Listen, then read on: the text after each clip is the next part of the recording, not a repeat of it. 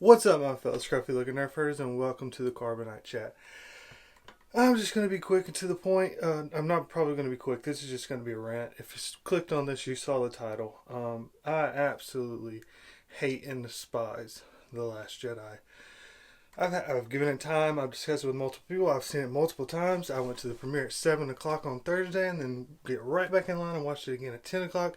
Almost didn't watch it again at 10 o'clock, but I want to take notes, which I'll be looking at those because I wanted to be able to go point by point and not just look like some angry fan hating on it as some of the people wanted to do for Force Awakens, and just be, kind of a hipster, like, oh, everyone likes it, so I'm going to hate on it. I noticed all of the different reviewers and critics were all talking about how great it was. Everybody's like, is this the best movie since Empire Strikes Back? And all this just utter crap. This is, I almost walked out of the film multiple times.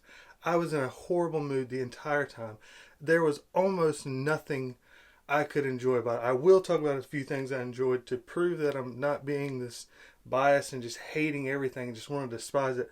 I think there was some things that could have potentially been pretty good. The problem was it was an excess of comical childishness that belonged.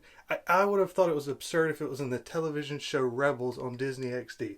And that's not what this is. Star Wars. This is Empire Strikes Back. This is A New Hope.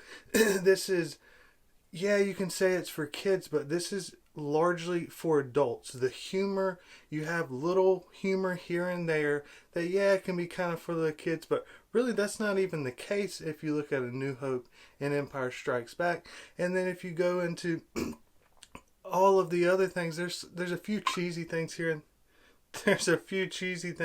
there, but that's not what Star Wars is. Cheesy, but you got to keep it toned down. One, two, maybe even three moments of this, and you kind of like, there's a cheesy moment kind of thing.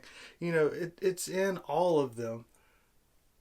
But this was cheesy moment after cheesy moment after cheesy moment, and it did two of the worst things ever. The biggest problem with this is it would build an interesting storyline. It would create something where there'd be this dark moment, something coming, and you would kind of get into the drama of what's going on, and it's cutaway gag. Oh, ha, ha, ha, ha, man, that's great. And then you're killing the drama. I don't care. And then the second one, that's another thing that just doesn't make you care, is that throughout the entire time, there's all these ex machinas. Oh, your hero's about to die. Oh, no, they're okay. Oh, your hero's about to die. Oh, nope, they're okay. It did it with everything. The whole thing was a fake drama, which makes the end, and there's spoilers throughout this thing. I'm literally about to go through every little scene in the entire movie, and the very end, spoiler again, because I don't want to spoil it for people. If the people I watched it with the second time, I pretended like I loved the movie because I wanted them to have a shot to like the movie. And they actually did. They said they thought it was funny. One of them cried multiple times. I think that's insane. It's one of the worst movies I've ever seen in my entire life. But you're laughing through it. It's not a comedy. This isn't Kevin Hart's Star Wars. This is supposed to be... It's not dark. It's not dark. If you're watching this beforehand... First off, again, spoilers are coming throughout. But hey, don't go watch it. I wish I wouldn't have watched it. It almost ruined Star Wars forever for me. I'll probably put this in the little subtext tag underneath Why The Last Jedi Sucks, which is going to be my title. Please, Star Wars, fire Rian Johnson. Do not let him write this trilogy. If he has his own trilogy that he writes and this kind of crap, I would rather watch Spaceballs, which I still haven't seen. But a comedy of sorts throughout the thing. There is no Jar Jar in this movie, but the movie itself is Jar Jar. One of the earliest scenes, you have a character walking around, kind of stumbling around with this water suit in his underwear, and water's just kind of shooting out everywhere, and it's like, oh, what you do? What's happening? It's so stupid. It's absolutely absurdly stupid. And of course that happens right after a really intense dramatic moment that right after it, the character's going to be crying and bawling about it. And I'm supposed to care about that character being sad, but you've already told me that the movie doesn't take it seriously because you threw in a stupid joke about some guy stumbling around half naked that just fell out of a bed with water shooting out. And then to finish my point that I've gone off again, I said this is a rant. You fake the deaths on so many times. You're in moment. This is huge, like, oh no.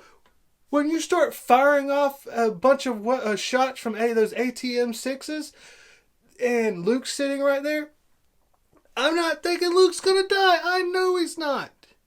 And then when Kylo goes and looks like it cuts him in half, I didn't even flinch. I didn't go, oh no, we just lost Luke Skywalker to Kylo Ren. He killed another one. Are you kidding me? No, I was just like, oh, what's going to happen here? Oh, of course, he's not even wounded. And it was actually a pretty brilliant thing. I like that. That's one of the things I like. The problem is you ruined it from the whole movie. Because at that point I was like, oh, it's just another cheesy little plot device you use to make us think our guy's going to die, but he doesn't. And it was so bad, I'm so happy. The second time I watched it, one person laughed out loud at that moment. Laughed out loud. You have Luke Skywalker finally fighting with the original lightsaber, and someone's laughing about it. That's what you did, Rian Johnson. And just to clarify, one, I liked Rian Johnson. I was so excited for this. I have bragged and told everybody this is gonna be the best. This is the first Star Wars that's got a chance to beat Empire Strikes Back. Yes, Empire Strikes Back is my favorite movie.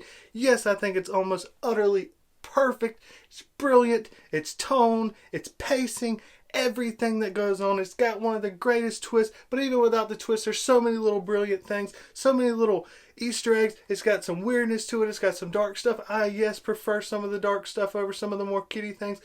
I love Rian Johnson. If you've seen the movie Looper, you know why I love Rian Johnson. It's utterly brilliant. It's dark. It's smart. It's well shot. It's got a great story. And guess what? It doesn't have stupid jokes and gags throughout it. So it starts off, one, it was so great to have the cross. So the music, it was just like, finally, there was none of that stuff for Rogue One. And so it was very nice to get back into it. The pan down and just kind of the way it shot through the ships, I didn't really like that. But again, that's nitpicky personal. This is not what's making me hate the movie by any stretch of the imagination. Goes down, quick chat, pops up, and this is where it begins. Poe Dameron, I want to like him. I love Oscar Isaac. I think he is a phenomenal actor. His humor is not this humor of Star Wars. This one starts out with a your mom joke. A your mama joke. This is a galaxy far, far away. Why in the world are you making a your mom joke? What? I mean, I get it. Why couldn't he talk or do something? Even the little talking part before, I was kind of like, this is cheesy. This is kind of dumb. I love Donald Gleason, but he was overacting in this one. People didn't like his speech in Force Awakens. I liked that. It was very much a Hitlery Nazi propaganda speech, but I enjoyed it. And maybe it was the music going on in the right after it, and what was, anyways, I thought he was overacting here. But the biggest issue is, okay, you want to play that thing because he's trying to waste time so that he can set up to be able to shoot onto the Mantador 4, which is this huge dreadnought. Alright, back to it. So after that, then there's a battle going on. It's a pretty cool little space battle. But again, it's just one character, Poe Dameron, doing basically absurd things. It's just, how am I ever supposed to fear for Poe Dameron as a character in space battling if you're showing me that he took on a dreadnought by himself? Then after he took on the dreadnought, he took on a whole bunch of TIE fighters all by himself. This is the prequel issue that with Anakin Skywalker's from the very beginning. He was the chosen one. He had the highest midichlorian count of all time. He had the fastest reflexes. He's the only human that's ever been able to do pod racing. Oh, he's got the miraculous birth. He's Jesus. Like, it's just like, oh, boom, boom, boom, boom. Like, okay, so this person can't be beat. So don't ever try to make it seem like he might die in any of these scenes, because I'm never going to buy it.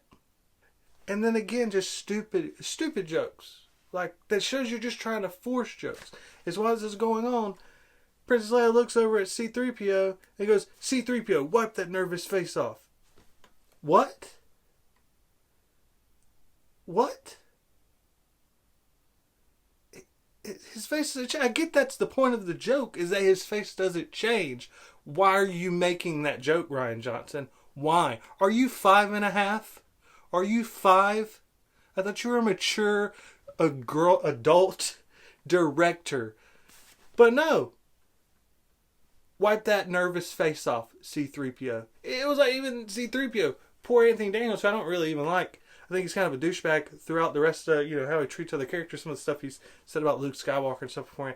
I don't like the guy. But it was like the character was even like, okay. Did someone tell her that I can't change my face? Someone tell the director. This is stupid. Why didn't he have C-3PO making nervous little comments about, we're all going to die, oh my god, kind of thing, which is a C-3PO kind of thing. And then Princess Leia, the hard, just stoic kind of character, kind of just like, shut up, C-3PO, stop being so nervous. Like, make some joke along the, okay, I get it. Yeah, I see that happening.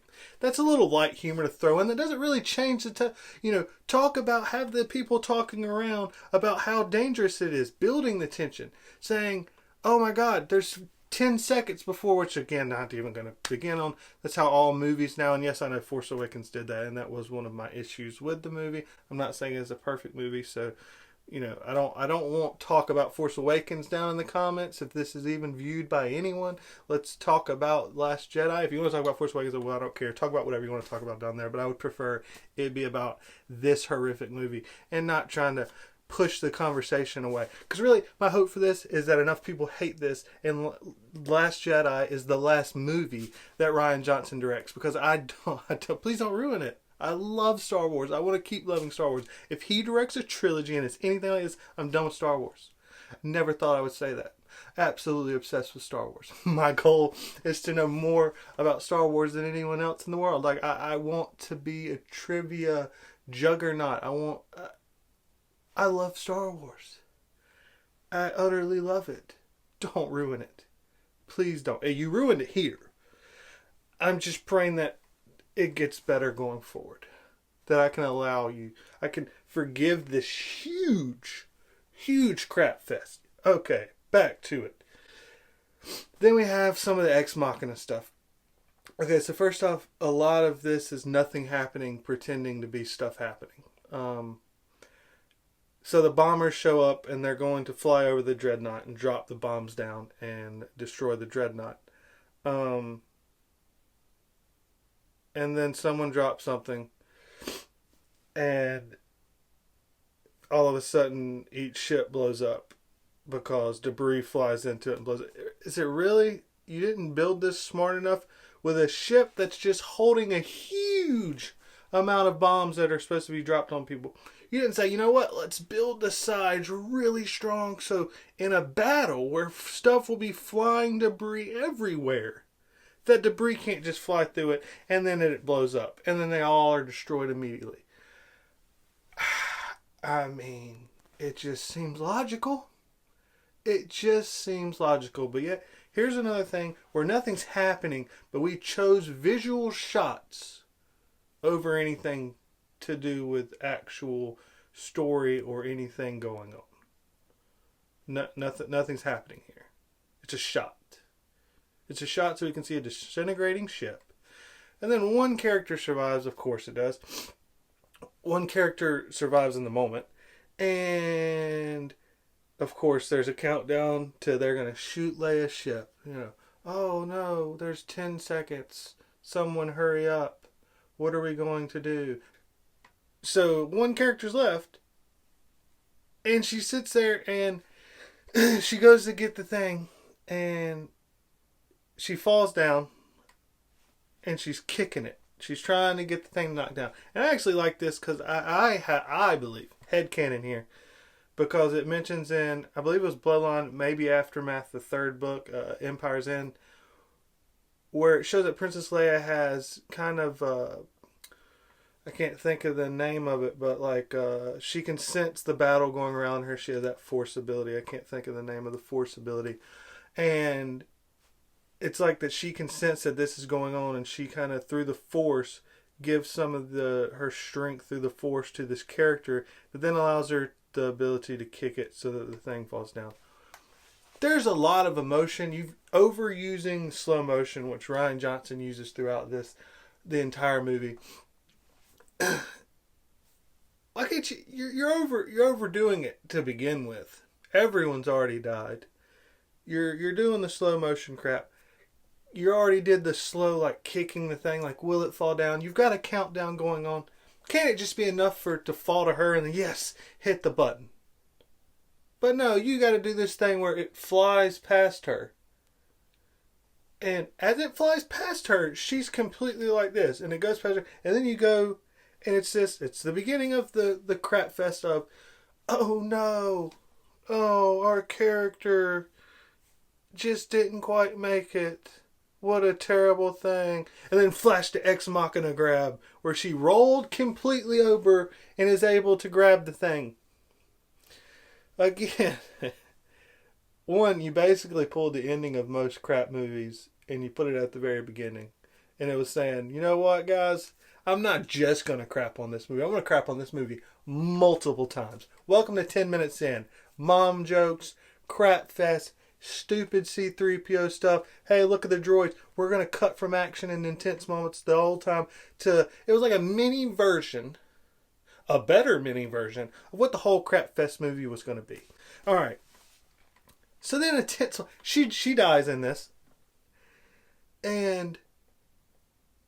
the fleet barely survives. It's this intense intro to draw you into the movie so that then the story part of the movie can go on, and you're so drawn in because of the intensity of the opening scene. This is one of the things Star Wars does, if you pay attention, to especially the good ones.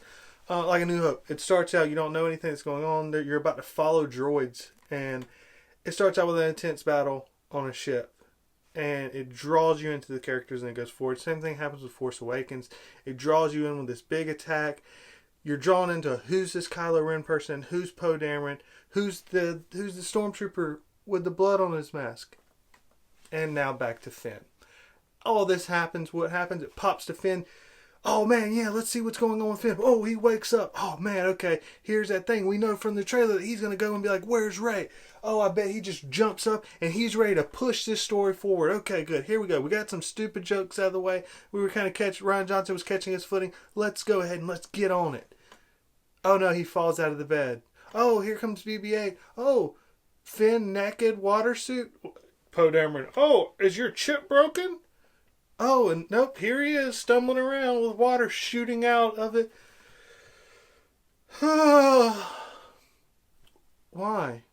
Why did you need that? Viewers, tell me down below.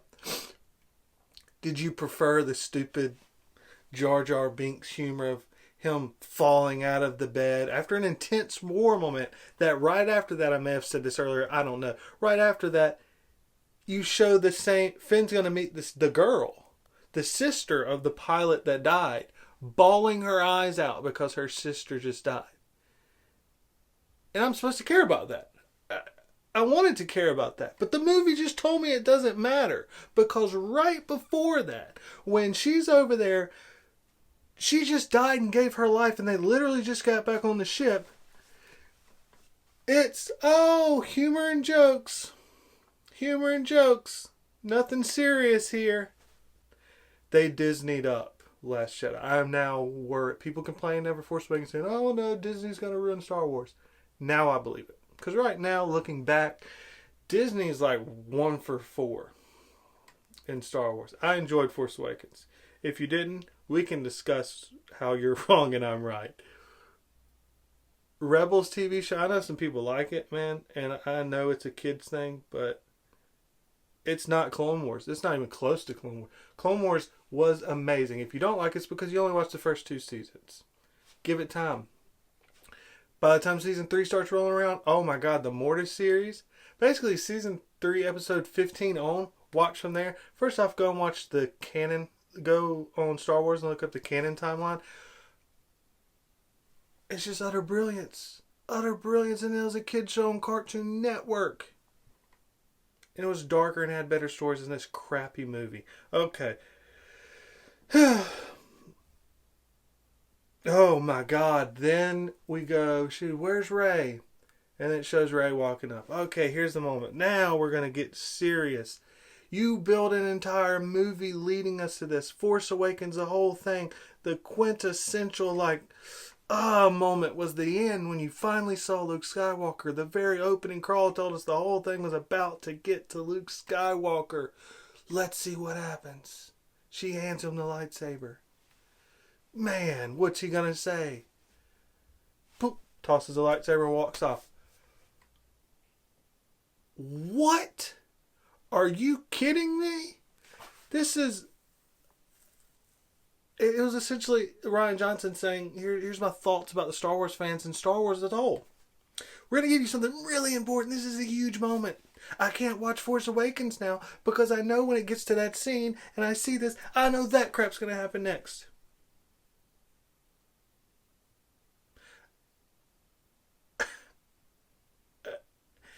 And that jumps into the next thing of Rian Johnson's obsession. He created a character called the Porgs. I'm not a hater on the Porgs. I kind of am. I'm not a really hater. The problem is just how Rian Johnson uses them. You can have a cute animal in there. Cool, I get it. You're trying to sell toys. It is a cute little animal. It's got some funny moments. The one little scene that's in the trailers where they're flying and Chewie, growls, and then the Porg does his little growl thing. Okay, cool. There's something for the kids to like. I'm going to jump forward to this comment, but what you don't do is when you're running away in the Millennium Falcon in the final battle scene on Crate, and you're trying to get away from multiple TIE fighters, and you make a turn and then a Porg flies into a window. That's stupid. Absolutely, utterly stupid. And then just to prove that it's not enough for Rian Johnson to screw you over this entire movie by killing intense moment for stupid, childish joke, he does it again in the same scene. 10 seconds later, the freaking ship's flying around more, and here's the Porg, and Chewie's gonna knock him down. Ha ha ha ha ha! Isn't this funny? Isn't this great? Humor. Ha! Enjoy this. It's stupid. It's an intense battle, the destruction of the Resistance. Everyone may die is what you're trying to tell me in storyline that I should be thinking about. That I should be worried about what's going on. Yet you're gonna throw stupid, childish humor. Again, if you want to throw humor in beforehand, throw humor in beforehand. But now you're sitting here doing this crap with stupid, childish jokes in an intense battle scene where you have Chewbacca, one of the few remaining original characters still alive. You have Rey, who I'm supposed to believe in, that I'm supposed to love. Your main character going on. They could die. If they don't survive, who's going to rescue the rest of the Resistance? Because that's the only ship that can fly off planet, really, at this point. That might be able to get away. It's what they actually fly away on. Why in the world, then, are you trying to tell me not to be afraid because you're making little jokes?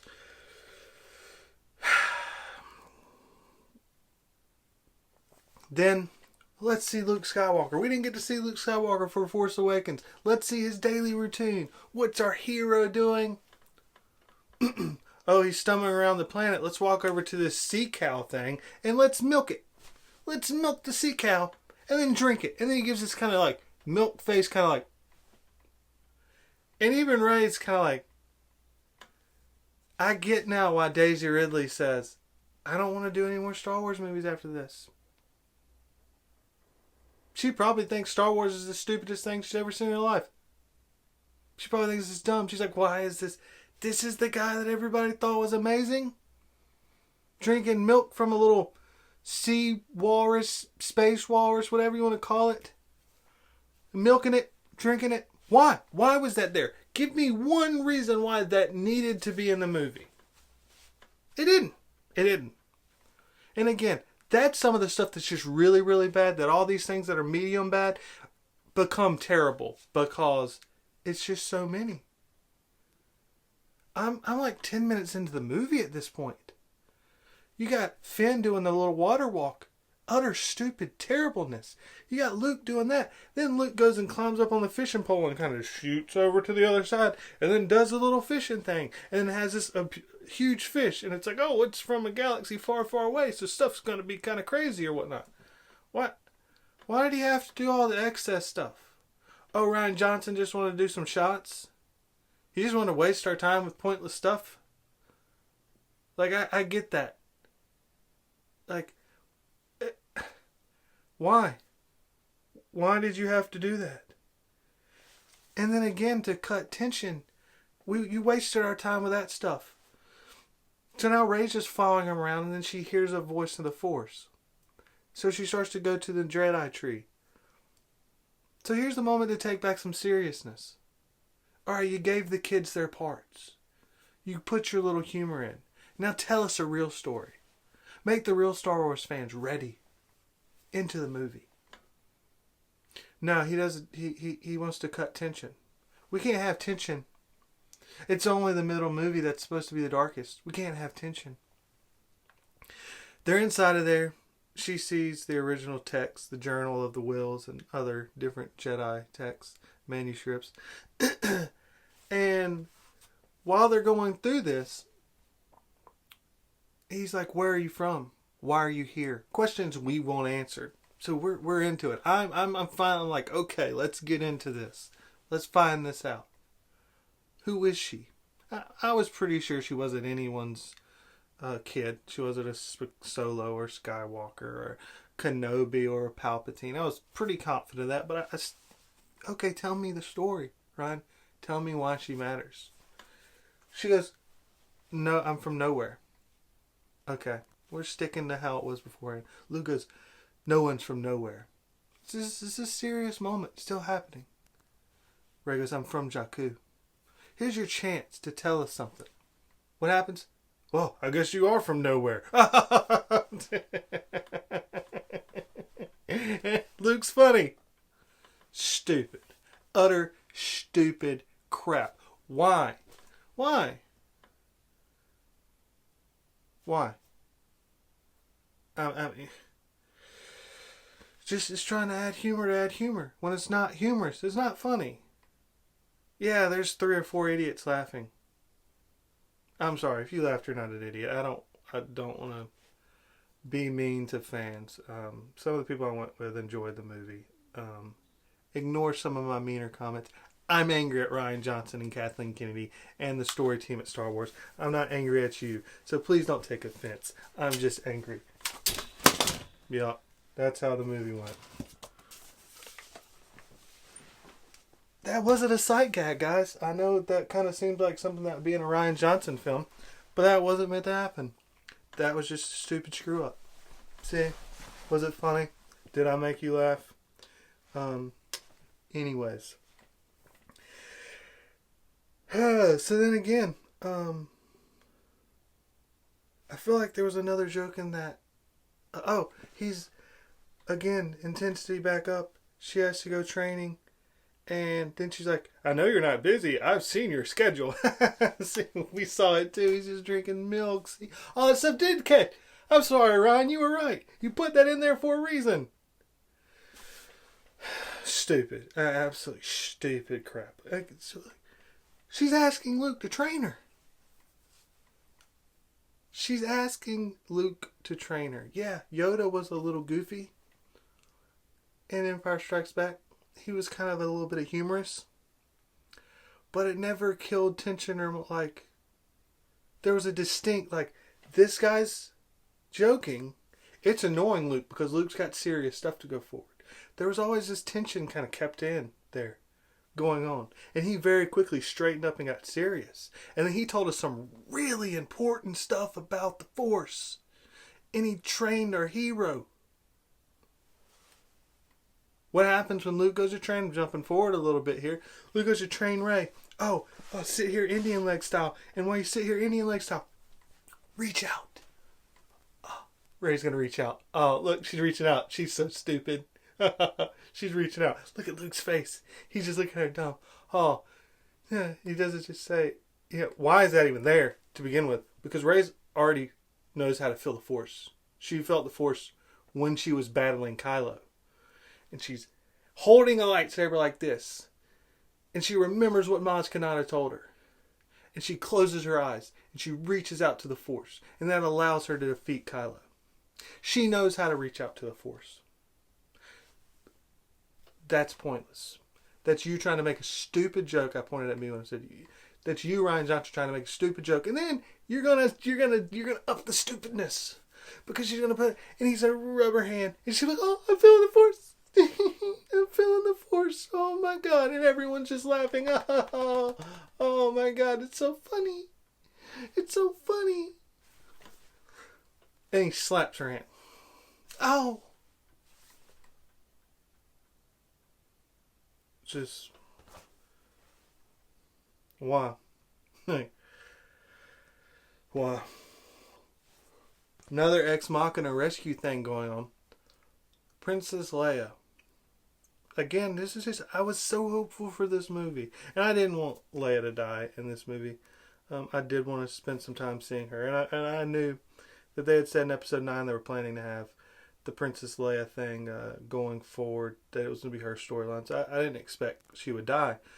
But then I heard that there was twists all throughout the movie. And so when I saw the scene and Kylo couldn't shoot her ship, but then the other TIEs flew down and shot the ship, and then she's pulled out into space, I was like, oh my God.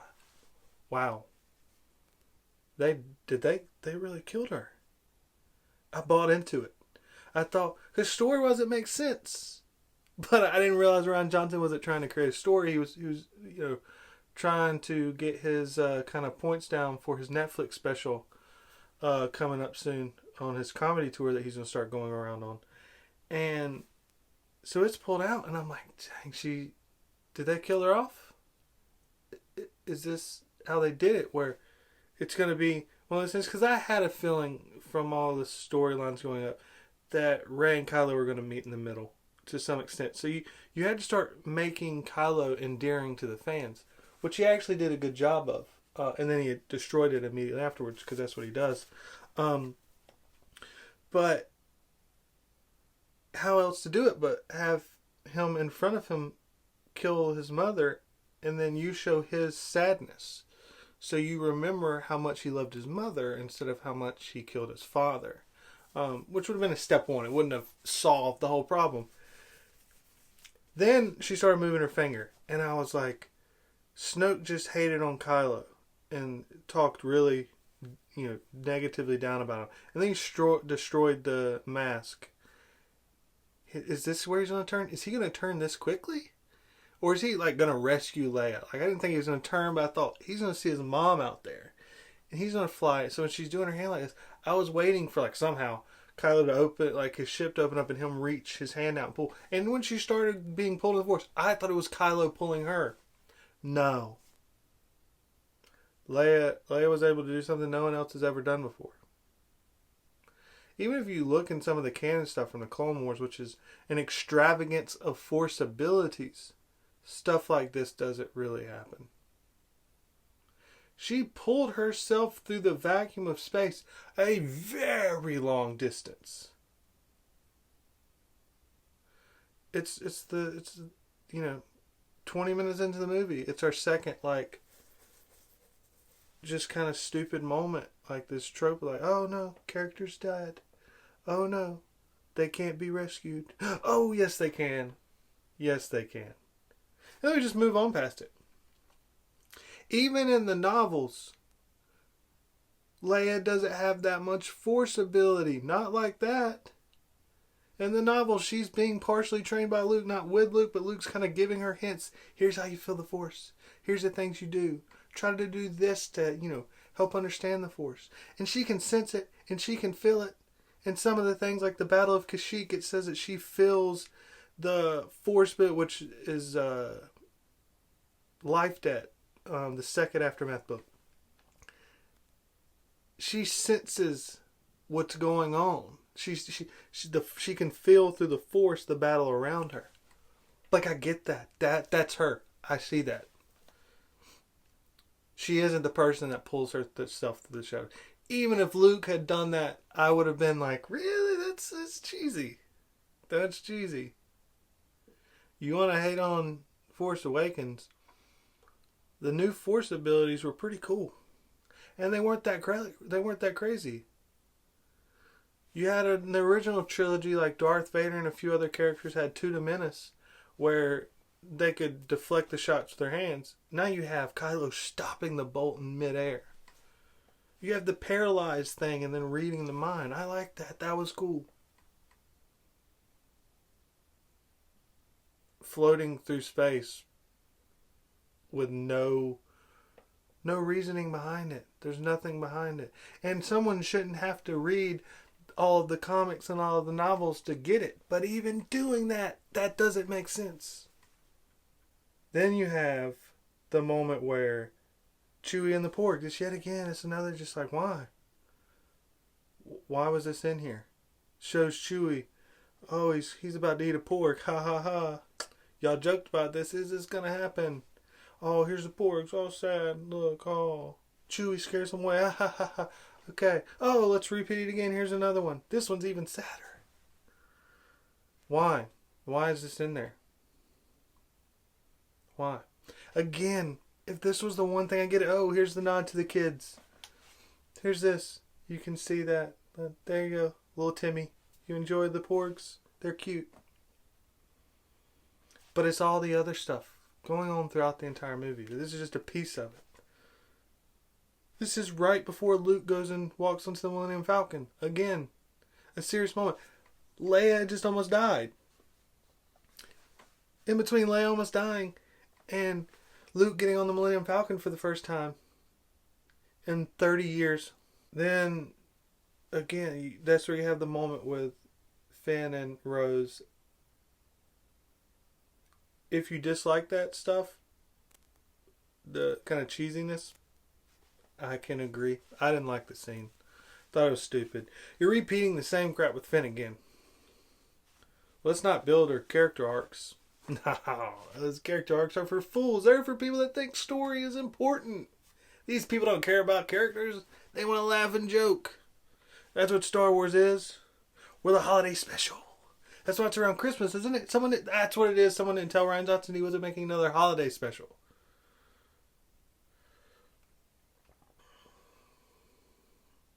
But then you have Rose, who's keeping a straight face, and for the most part, even though her storyline is stupid, all the stuff they follow along is stupid. At least she was a semi-serious character most of the time, at least from what I'm remembering. She wasn't like, she was kind of the one leading Finn. Like, she was like, oh, I'm the exposition for Finn. So she's talking about her sister being dead. She starts crying again. She's saying, my sister died and you're trying to leave to run away. Serious moment. Serious moment. And then Finn, he's like, I can't move. Oh, I can't move. Why am I paralyzed? What'd you shoot me with? I can't feel my teeth. And then he's like, this is why I'm going. Why? It's not the moment for this. It's not the moment for this. This is a serious moment. This is the second time you're telling me that this girl's feeling about her sister dying are pointless. It's a joke. All of it's a joke. Don't feel bad. Don't be sad. Don't feel some emotion in this. Other than laughter, that emotion you need to feel. Don't stop laughing. Then we go to Maz Kanata. Why? First off, this whole storyline's pointless. Absolutely no need to be in the movie at all. There's no point. There's no point. So then you have Maz. Oh, there's a union dispute. Don't even ask about it. Stuff's going on. Oh, boom, boom. Explosions. Yeah. Oh, I know one person that can do it other than me. Oh, he's talented at everything. A little sexual joke. See, we're not just kids. We're making a little joke that most of the kids don't get, but the parents are like, oh, hey, honey, she's talking about sex. Stupid. So then they decide, let's go on. Let's go with this stupid idea and plan. Why? No reason. They don't get that character. They just find another character. And then the plan doesn't work. So you just waste our time. But Ryan doesn't care. Ryan doesn't care about. I thought he was a Star Wars fan. He's clearly not, because he mocks the lore and history all the time. Back where I mentioned earlier about Luke training Rey, it's a joke. It's a joke. Oh, that's not. What's the Force? Oh, I don't know. You control people and force them to do stuff and move rocks. Oh, those are going to be callbacks. See, I'm a great writer. I made little hints and callbacks. Yeah, you made those all throughout the movie. All throughout the movie. Like in that same scene where Luke goes, wow, everything you just said there was wrong. And then later at the end of the movie when he's fighting Kylo, and Kylo talks about, I'm going to kill you, and then I'm going to hunt down Rey and kill her too. The resistance is done. The war is over. And Luke goes, wow, everything you just said there was wrong. Was that cheesy and dumb? Yeah, so is the movie. Then we go to some stuff that I actually liked. I liked most of the Rey and Kylo stuff. So they're having their little talk. You're seeing the Force bond. You're trying to understand what's going on here. You're trying to understand it, and it's this new thing. Again, it's this new Star Wars thing. And I like this Force ability, and again, it's setting up something to come later. So they're having their Force bond. Everything's going on.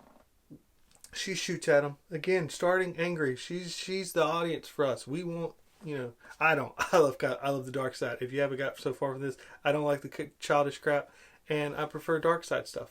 But I get it. I get people that don't like Kylo and they want him to pay for what happened with Han Solo. Cool, whatever. I'm for the story. Do whatever's best for the story.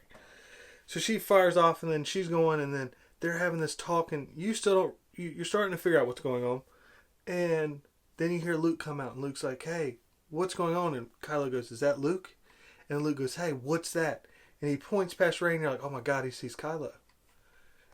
And nope, it's the caregivers from the planet, and they're kind of barking at him, and they're angry at Rey for shooting, because when she tried to shoot Kylo, she shot through the thing. And within seconds, they're already trying to put it back together. And then Luke's walking, and he's like, Rey's like, who are those people? And he's like, oh, they're the caregivers. She's like, I don't think they like me much. He's like, I wonder why. They couldn't put this in movies, but they put them in all the stupid TV shows that aren't really funny, but think they're funny, where they put laugh tracks. They should have put this throughout this movie. That's what Rian Johnson needs. He needs a sitcom. A stupid sitcom.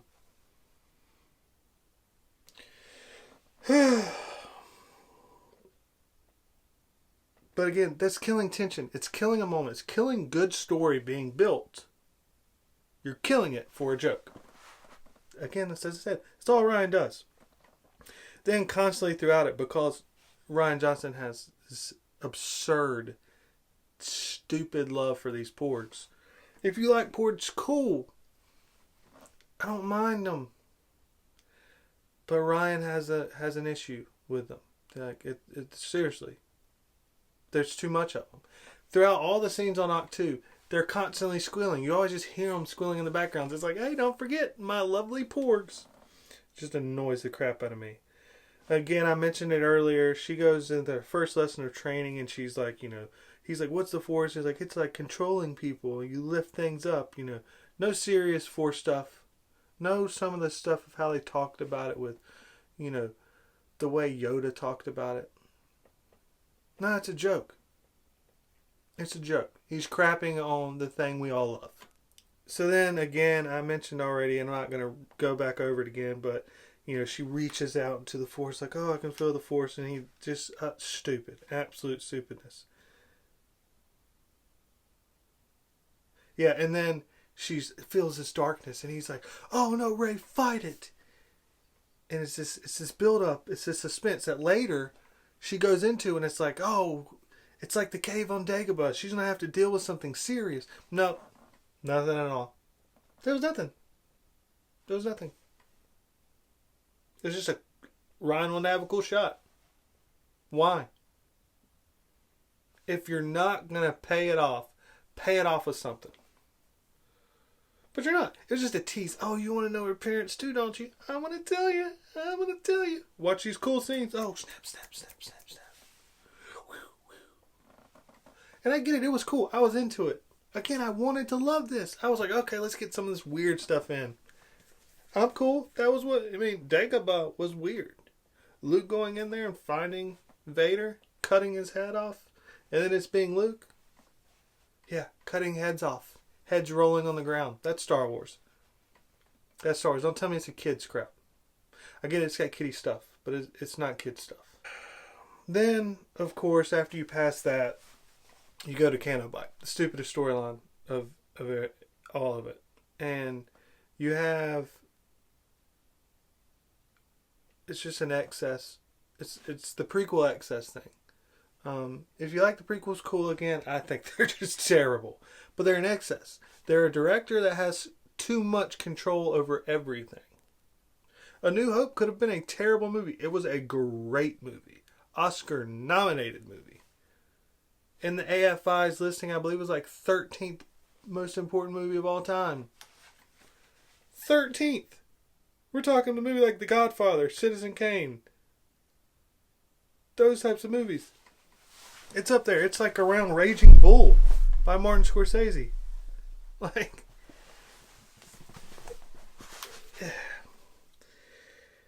Then you have this excess going on and BB-8's rolling around. Here comes this guy and he's shoving coins in BB-8. And then when he doesn't get anything, he hits BB-8, burps on him, and something kind of spits up. And he puts some more coins in him. I'm just exhausted now by the stupidness of this movie. Then they find the guy. Oh yes, we found the guy that Maz Kanata told us about. And then it turns this stupid, like, old Hollywood music thing, and it's just the cheesiest guy ever. And he's like, haha, I'm gonna roll 2 7s here. Boom. Slick back hair, little perfect mustache. Oh.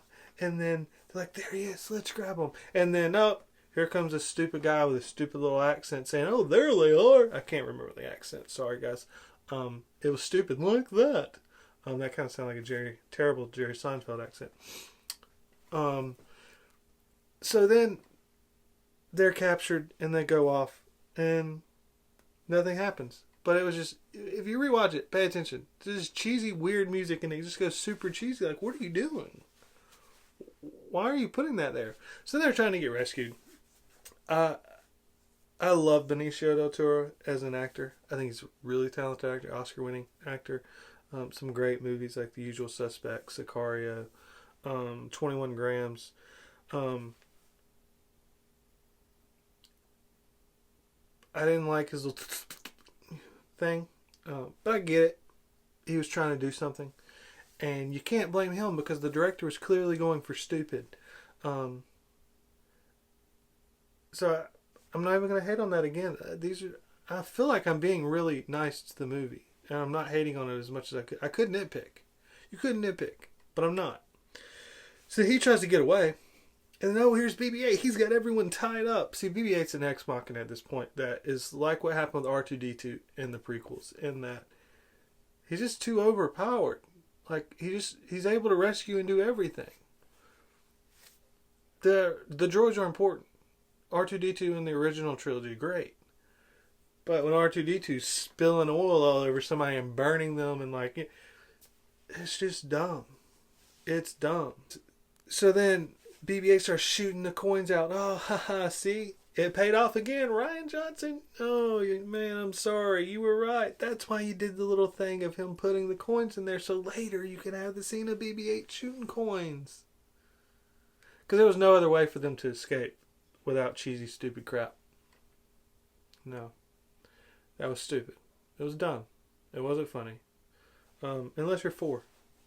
Unless you're 4. Or you just don't get out much. And you want to have fun. Which I like. Again, one of the people I went with liked it. Told him not to watch this video. Then you have, again, another serious moment. Rey's using the staff. She's fighting. Luke won't, Luke's not really training her. So she's using, it's a shot they established in all the films and all the trailers. And then she grabs the lightsaber. It's like, oh, here she is. She's finally training with the lightsaber. Yes. And she's boom, boom, boom. All this stuff. And then, again, which there's never really much to, because there's no training to it. It was just a, hey, aren't you going to want this? We're not going to give it to you. But we're just going to do some stuff that looks cool. So she cuts off the rock. Oh, man. That was a cool scene. It was cool. Another cool moment, Rian Johnson. Oh, no, wait. The rock falls down and it hits the caregivers. Oh, that's funny. That's funny. Why? Why, Rian Johnson? So then the Faviers are running. This is on Canto Bight. Finn and them. Again, there's little stupid comments that I'm letting pass. Like Finn going, stop enjoying this. Stop enjoying this. Why? Like, a girl wants to ride a Favier. She's helping them escape. And they're running away. She's been a technician her whole life. This is exciting for her. Why are you saying, stop enjoying this? Stop enjoying this. Unless it's just a terrible throwback to The Force Awakens. Because there's a lot of throwbacks to The Force Awakens in this. So as they're going, there's this short little insect boobed character that's just standing there like screaming opera style. It's just like stupid. Why? Again, this could be an intense moment. This whole thing needs to be thrown away because it's all stupid. But this could be an intense moment. They're trying to escape. They're trying to get away. You have some new ship that to me was a little stupid. It was kind of like a little Hunger Games-ish, or I don't know. It didn't feel Star Wars to me. But you got a new ship. Show off the ship. Show them off chasing them. Show them, have some close calls. Oh, but you do have a close call, don't you, Rian Johnson? You're trying to make us think our characters are going to die. How did you do it? Oh, you had them running off, and then they had to stop because there was a hill, and they thrown off, and then they rolled to the end. Oh man, they just got saved. So scared. Oh no, but then the ship pops up. They're captured again. The lights. Oh man, what are we gonna do, Ryan? You're keeping me on the edge of my seat. Oh, it's BB-8. Yeah, I get some of this stuff is in some of the other Star Wars. I get that. And as I've said before, 1 or 2, 3, 4 of these things in the movie would have been fine. I didn't get cheesy moments in every movie. I like The Force Awakens. I think the Rathtar scene's the dumbest thing I've ever seen. I hate it. Oh, one other thing.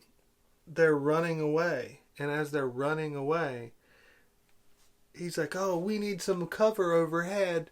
We need protection. And then, lights hit him in the face. Oh, not this kind of coverage. Oh, it's funny, Rian Johnson. So you have some serious stuff going on after this with Luke kind of reaching out in the Force to Leia and Leia going, Luke. And then you have Rey walking. There's a lot of intensity in these moments. And I'm like, I'm wanting to be in it. And then Rey goes, I don't want to right now. And you see, they're doing a Force bond again. It's Kylo. And then it turns to Kylo and Kylo's shirtless. Rey's like, can you please put a shirt on? Look, he's doing his shirt on. All you Reylo fans. Which I'm not hating on you Reylo fans. I like you. You guys love Star Wars. You search it out. You just go nuts into the theory of looking up everything. I love it. Bravo, people. Bravo. I love it. You're a Star Wars fan. You love it. Thank you. But it was stupid. That shouldn't have been. It was like the Attack of the Clones scene with the bondage scene where Padme's in the latex kind of outfit, and you have Anakin cutting up the pear and like using the Force to feed her. Oh, it was stupid. Everyone hated on that. You better hate on this as well. But see, that's the problem. Is I don't want you to hate on the Kylo Ren stuff because this stuff was interesting. It was cool. It was building characters. It was doing something with the lore of Star Wars. It was increasing a Force ability. It was showing what we're capable of. It was building a Force bond like Revan and Bastilia Shan. which I thought this is kind of where that storyline was going, which to some extent it could still do, but right now I think we should just shut it off at 8. Hire somebody else, a good director and screenwriter that won't screw up Star Wars, and start over another trilogy, in a 1,000 years before. As I don't, by the time 9 comes out, I'm sure I'll be overly excited. But at this point, I just don't even want to think about or look at Star Wars. This is December 15th. This is the day after The Last Jedi. I've had a countdown since Force Awakens came out. This hurts, man. This just hurts so bad. I don't.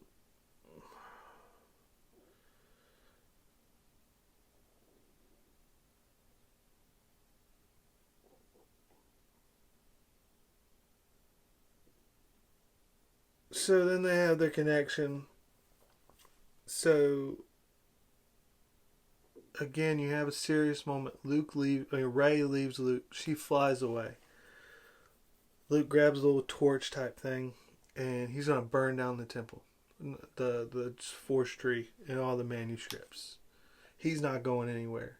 It's time for it to end. Yoda appears. Man, everyone cheered. Yoda's here. Yes, here we go. And then the dialogue's terrible. I get again why Mark Hamill was trying to hit the whole time talking about he didn't like this. This is, man, the way Rian Johnson's going. Like, I get it. I hear you, Mark. I hear you. I'm sorry. I'm sorry they did this to you. I'm sorry they did this to Luke. Man, I get it. I hear you. I wish I would have listened. So he's sitting there. He's trying to, burn it down. It's a serious moment, and then he can't do it. And it's like, oh man, here's Luke. Luke's taking this seriously. Luke's finally seeing that maybe there is a point to the Jedi Order. Maybe because you had a little issues doesn't mean that the Jedi Order needs to be destroyed. Maybe you just need to continue to work on yourself. As you always do. Obi-Wan was a perfect follower of the Jedi Order through the prequels. And he screwed up with Anakin for a few reasons. Anakin was beyond his control. But then he went into the desert and he struggled, he studied, he learned about himself, and he improved until he was ready to be able to take on another learner. So maybe here's that moment with Luke. Maybe there's this moment where now he's going to be willing to go and help out the Resistance. But nope, then Yoda burns the thing. Which, cool. Again, fine. If that's the way you want to take it, fine. But then there's this stupid giggling, laughing in there. Like, I get it. Yoda's a little goofy as a character, but he was never that bad in Empire. And again, there was this tension created constantly throughout, even when Yoda's humor. But it's just not the case in this. It's Ryan's issue. And again, if this was the one thing, it's not a problem like it was in Empire. Yoda was the one kind of little like funny character in all this moment of other super seriousness. But it's just one after the other, after the other, after the other. And I'm sure during this scene, I don't even remember right now, but I'm sure in this scene that there was porgs shrieking in the background. And then just to add on to it, the stupidness of the story. Because there's some good story stuff, like just basic structure. And then there's some terrible story stuff. And this was one of them where Luke was about to burn down the temple. He wants the Jedi Order to end. He thinks it should end. He's about to burn it down himself. He's about to burn the books down. And then when they get burnt down, he's now fighting with Yoda over burning. Those were the last Jedi texts. Those were sacred. And then when he's talking to R2-D2 earlier, and R2-D2's beep, beep, beep, and it's like, oh, look, here's another joke. Everybody jokes about R2-D2's really cursing in those beeps. And like, Luke goes, hey, it's a sacred island. Watch your language. And here it is again, where it's like, why is it sacred? If the Jedi are screw-ups and you think they should end, why is it sacred? Who cares? Why is Luke standing up for or caring about sacred artifacts of the Jedi Temple?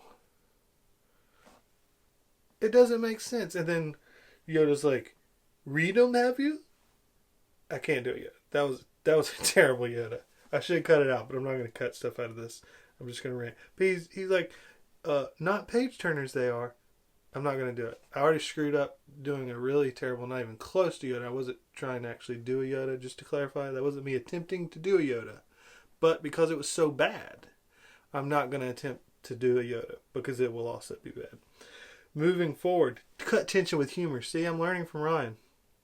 That was terrible humor, which again, I'm also learning from Ryan. The next thing is the space battles. This is the problem with the movie. One of the other, just many endless amounts of problems. There's nothing going on. It's this trick that something's going on. Just like there's so many little ex machina moments where they trick you to make you think a character's going to be hurt. It's just playing with your emotions for emotion's sake without any actual, anything happening that's, actually causing something to it's stuff that when you rewatch it, it's going to mean nothing because there's no cost to it. Every time you watch it, it means something when Obi-Wan Kenobi's struck down because he's gone. Like, yeah, he comes back as a Force Ghost, but there's still actual effects that happen because of that. There's things that matter.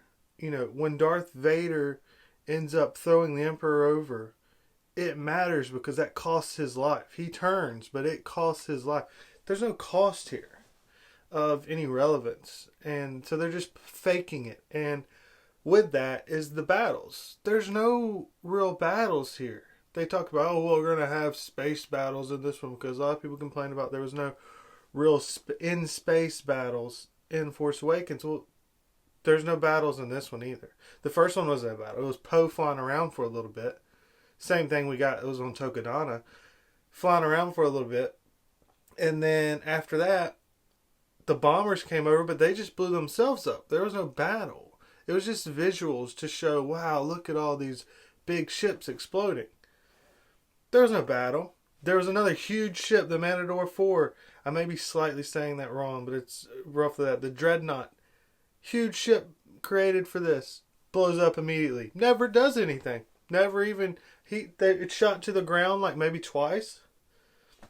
That was it. It was that absolute waste of everything. And then, so there's the A-plot, which is... I'll call it the A-plot, is Rey and Luke. And that just broke off. But the B-plot, you can either say is the Finn storyline, which is pointless and has no reason being there. There's nothing to it. There's absolutely nothing to it. It's just, you could take it out of the movie and it wouldn't change it at all. Then there's either the C or this is the actual B plot. And because there's more main characters in it, you have Hux chasing along Leia and her ship. All it is just slightly move up. Oh, look at this, man. This is, whoo. Are you guys going crazy right now? Because this is The Last Jedi. Pew, pew. Oh, man. Oh, man. Wow.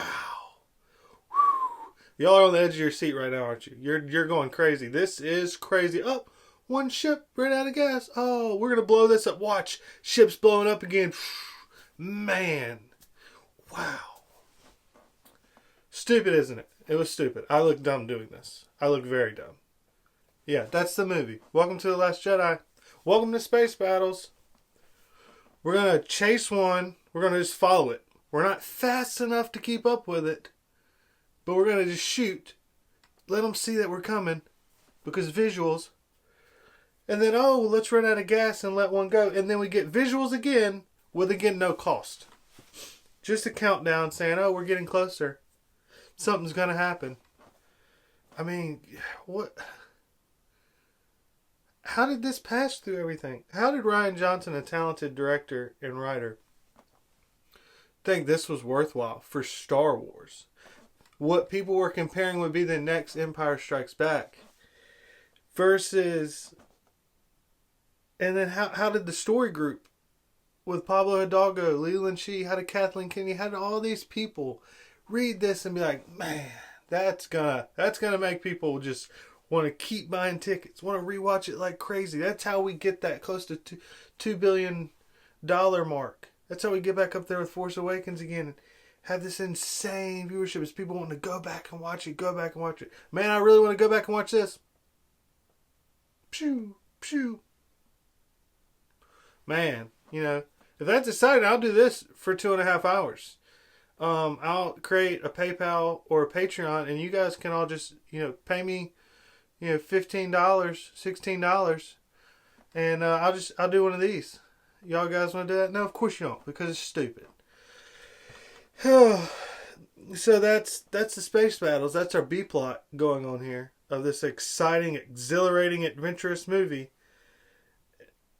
And then, oh god, just again with like I guess it's supposed to be a joke. People laughed. I don't know if it was just a really bad joke or if it was just really bad trying to overdo and show the visuals again. But you have this shot and it's like ship landing and it's this ominous like, whoo. And it's like, it's an iron that's then ironing the clothes for the First Order. What in the world? It's just speechless. Like, what? How many times do when the camera cut off, I was like an hour and a half in. How long do I have to just come up with absurd metaphors for how absurd this movie is? At a certain point, it's just like, I just want to quit. It's why I almost walked out. Multiple times throughout it.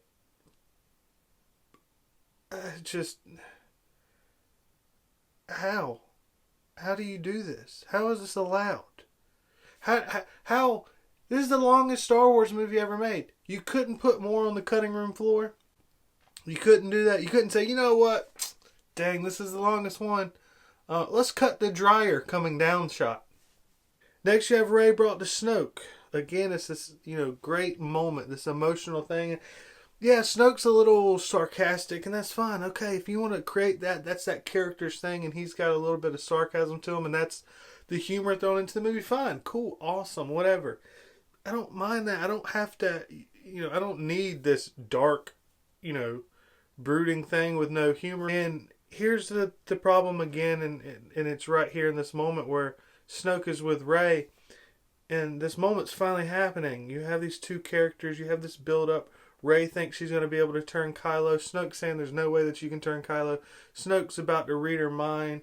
Snoke's talking about, knowing her and all this stuff. And then it cuts to Finn, DJ, and Kelly Marie Tran, Rose, and BB-8 runs into a wall. Look, kids, he's running into a wall. It's like, make jokes be in a non-serious time. Stop cutting from serious stuff to make funny stuff in there. It kills the tension, it kills the drama, it kills the emotion, it kills the moment. That's all this movie is killing the moment. Oh, you think a character's dead, big emotional tug. Oh, no, they're not. Ex Machina saving. Finn falls down in just a second. Oh, no, something saves him. Leia is dead. Nope, she's got some magical force power now that she's never had before. No one's really ever even used that force power before. I mean, it's on and on and on and on. Rose's sister, the thing falls past her. And she flips around and is able to catch it. Oh, man. Why couldn't it just fall and hit her? Like, you have built up the tension this whole time. It's all these faking out stuff. And you just kill the moment. So when the end comes, with the spoiler, this is spoiled. If you're watching this video, you have the Luke thing. And it's like he gets fired on by like 10,000 things and is never hurt. And then Kylo tries to cut him in half and he's just standing there. There's no reaction. Because you told us this whole time no one can die. No one that matters can die.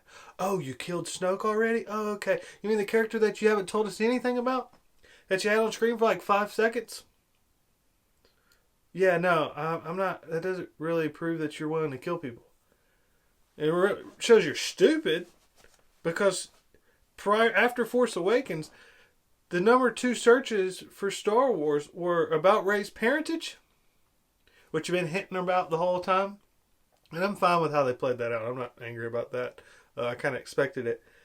But then Snoke as well. Everyone wanted to know who Snoke was. Everyone wanted to know the big bad. And you Phasma'd him. You did the exact same thing you did to Phasma. You did with him. Yeah. Hux makes a little comment when the Resistance comes up with a good idea.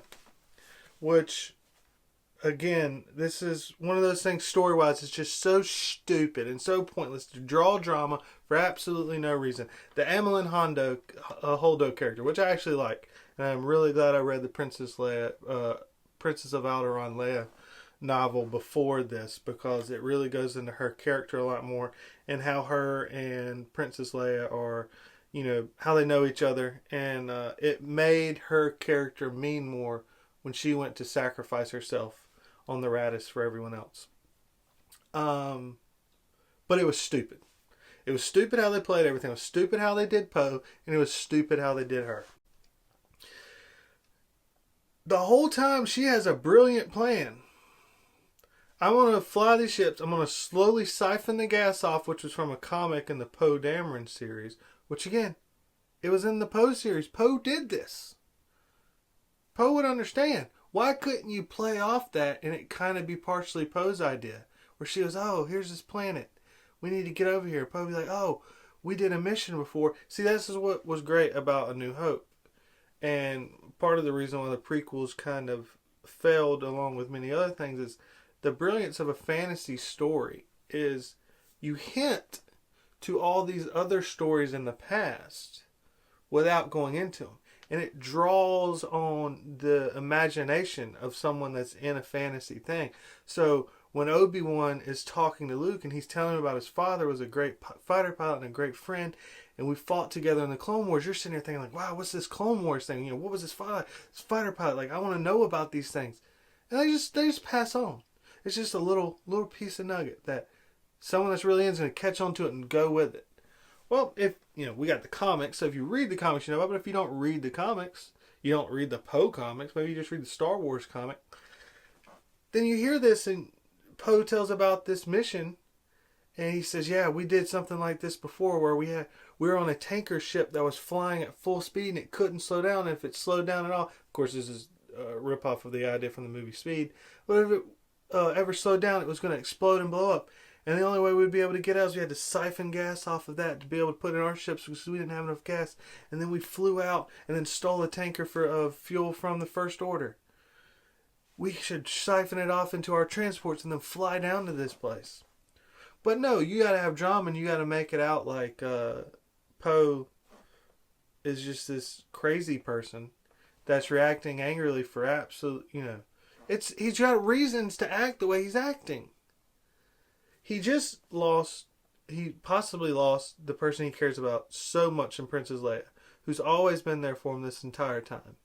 He feels that he should be the leader, as he should, because as far as we've seen now, if you've read the novels, you understand why Vice Admiral Holdo is brought to power, but we don't know that. And it's understandable for Poe that he doesn't know it because she's not around through all this stuff. She's been with the Senate. So to him, he's like, I've been running this First Order. I've been doing the missions. I'm the leader of Black Squadron. Let me, hey, like, look what I did at the beginning of the movie. I helped take down a dreadnought. Yeah, he did some stupid stuff with it, but, like, this guy's the leader. Despite what they just tell you he isn't. So this is the movie does. It just tells you, no, you know that guy that's the best fighter pilot in the entire Resistance and the entire galaxy? That led everybody and was such a big part. He was the one that Princess Leia sent to get the map for Luke. She trusted him with that. But we're not going to trust him to lead these other people. You needed Luke because that was the only way you could be rescued. So you sent him to go do it. You trusted him to do that, but you don't trust him to make other decisions? Why? Oh, because Rian Johnson decided that was the case for this one. There's no story. There's nothing that causes this to be the case. And you could say, oh, well, maybe it's because he got worked up and he's angry because Princess Leia's hurt, and so now he's just kind of stressed out. Well, no, except for he was already acting that way and Princess Leia slapped him for it. Oh, well, you can say like one of the articles I read before the movie came out that it's a feminist thing that's showing that men don't respect women in power. Oh, okay. That's stupid because who was in power above him beforehand? It was Princess Leia. Like, if you want to, again, do some political crap, whatever, it doesn't fit with this story. It's forced in. If you want to try to make that story point come out, you can't make it come out here because he's always followed a female leader. So he doesn't dislike Amilyn Hondo because she's a female. He dislikes her because she's not telling him anything. She's not telling anyone anything. Why isn't she telling anyone anything? Oh, because they need it for drama. Because all they're doing right now is Hux is flying and they're flying. So you got to create fake drama. You got to create that. It's stupid. All she had to do when he's freaking out and he's making good points, where when he finds out that they're flying the transports down there, he says those transports have no protection. We'll be shot down like nobody's business. Well, makes sense to me. Everyone in the room kind of looks like, oh, yeah, that's right. We're just going to be sitting ducks here. What if they fire at us? We're done. And she just says, take them away. Why didn't she say, oh, by the way, okay, there is a planet right over there called Crate. I went there with Princess Leia a long time ago. I remember it. It was an old Republic base. And there's a it's strongly fortified, and we can fly down there. We can be able to send out a call to get people to come rescue us, and they're not going to pay attention because all they're doing is following the lead ship. They're not able to track these smaller ships, and so we can get down there safely. They'll pass by just following Princess Leia's ship, the Raddus, and the First Order will just go right by us, and we'll just sit down here calm and safely. Oh, okay, that makes sense. Yeah, I'm on board with that. I'm on board. Let's do that. But she doesn't say anything. She doesn't tell anything. Why? Because then she wants to sell it. Because I even bought into it for a second. I was like, wow, maybe she's a traitor. Because I'm trying to find something where it's like, ooh, this is interesting. We made a good story point. But you didn't. You didn't. And I'm glad she was a traitor because I liked her as a character. But you just did it for drama's sake. So he turns around and he captures her. And he calls her out as a traitor. And then Poe's going to go, save the fleet. And this other stupid plot storyline that you've got going on with Finn and them, you're like, oh, well, maybe that's going to work out. Hoping that maybe you haven't wasted 40 minutes of your life watching this stupid storyline. And, no. Finn and them fell. Poe's stunned. Princess Leia gets up, agrees with her. And then when Poe wakes up and he's like, what are we doing? And then Princess Leia explains it to him. And Poe immediately goes, oh, wow, that's a great idea. And the excuse that's, that she says, she just didn't want to be seen as a hero. Well, she's seen as an idiot. She's seen as an idiot for not telling people. It's not a heroic thing when the leader that everyone else knows, that everyone else has seen be heroic, is trying to say, what's your plan? And you say, here's my plan. That's not trying to, get the glory. Trying to get the glory was like what Finn did earlier when Rose came up with an idea. And Finn then said it was his own. When she had the idea to go shut down the tracking beacon and Finn played it off as it was kind of his idea. That's faking heroicism. Finn's whole storyline's faking heroicism. Until the end. And I like Finn, so don't take that the wrong way. Just admitting the plan when one of the main people admit the plan. Like when one of the main characters is wanting to know the plan, one of the most important people in the Resistance wants to know the plan, and everyone else would too, but no one else is willing to say anything to the leader. You tell them that's not trying to seem heroic. If she didn't want to seem heroic, why they had to play out this huge ordeal that she's the only one waiting on the ship. Everyone's going to be like, that's heroic, and it was. It was great. But why do this? This is the problem with this movie. It fakes everything. Like I said, there's no substance to it. There's no substance to the Poe thing. Poe's right back where he was before. You can say, oh wow, Poe had a character arc. He was this rash person before, but now he's not. Okay, if you skip episode 8 and you just watched episode 7 and then you watch episode 9, are you going to think Poe's a different character? No, because he was never that person in episode 7. He was the brave, solid leader that everyone could believe and trust in. That he was going to do the right thing. And that's who he's going to be in 9.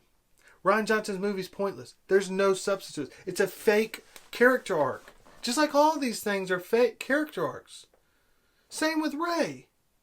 The same Rey that was in episode 7 is going to be the same Rey that was in episode 9. You built up all this stuff where she starts to see Kylo as more than just this evil monster as she saw him in episode 7. And then you kill it off by the end of it. No, episode 9, she's exactly the same. Same with Kylo. Kylo killed his father. Kylo tries to kill Finn. He didn't really try to kill Finn. He could have killed him if he wanted to.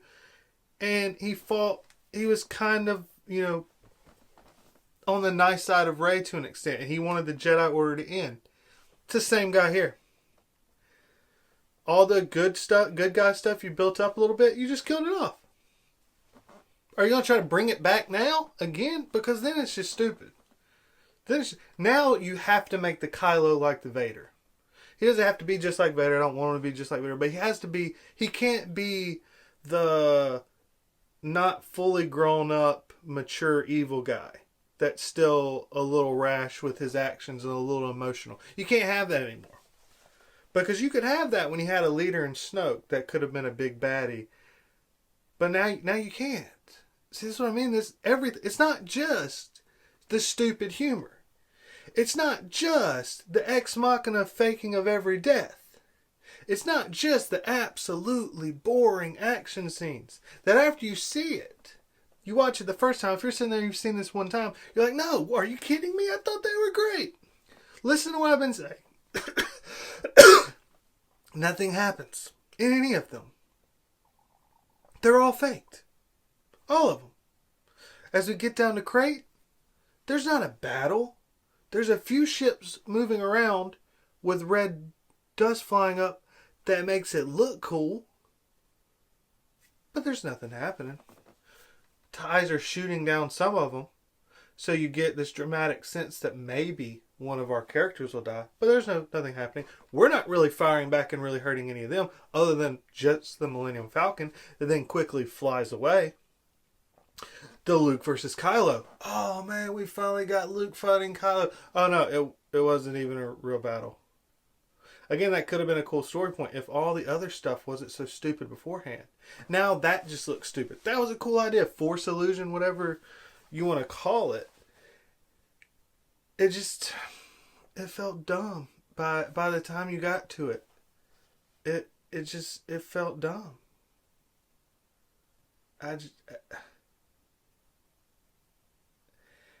And so, there's nothing to any of the characters. You lost Luke.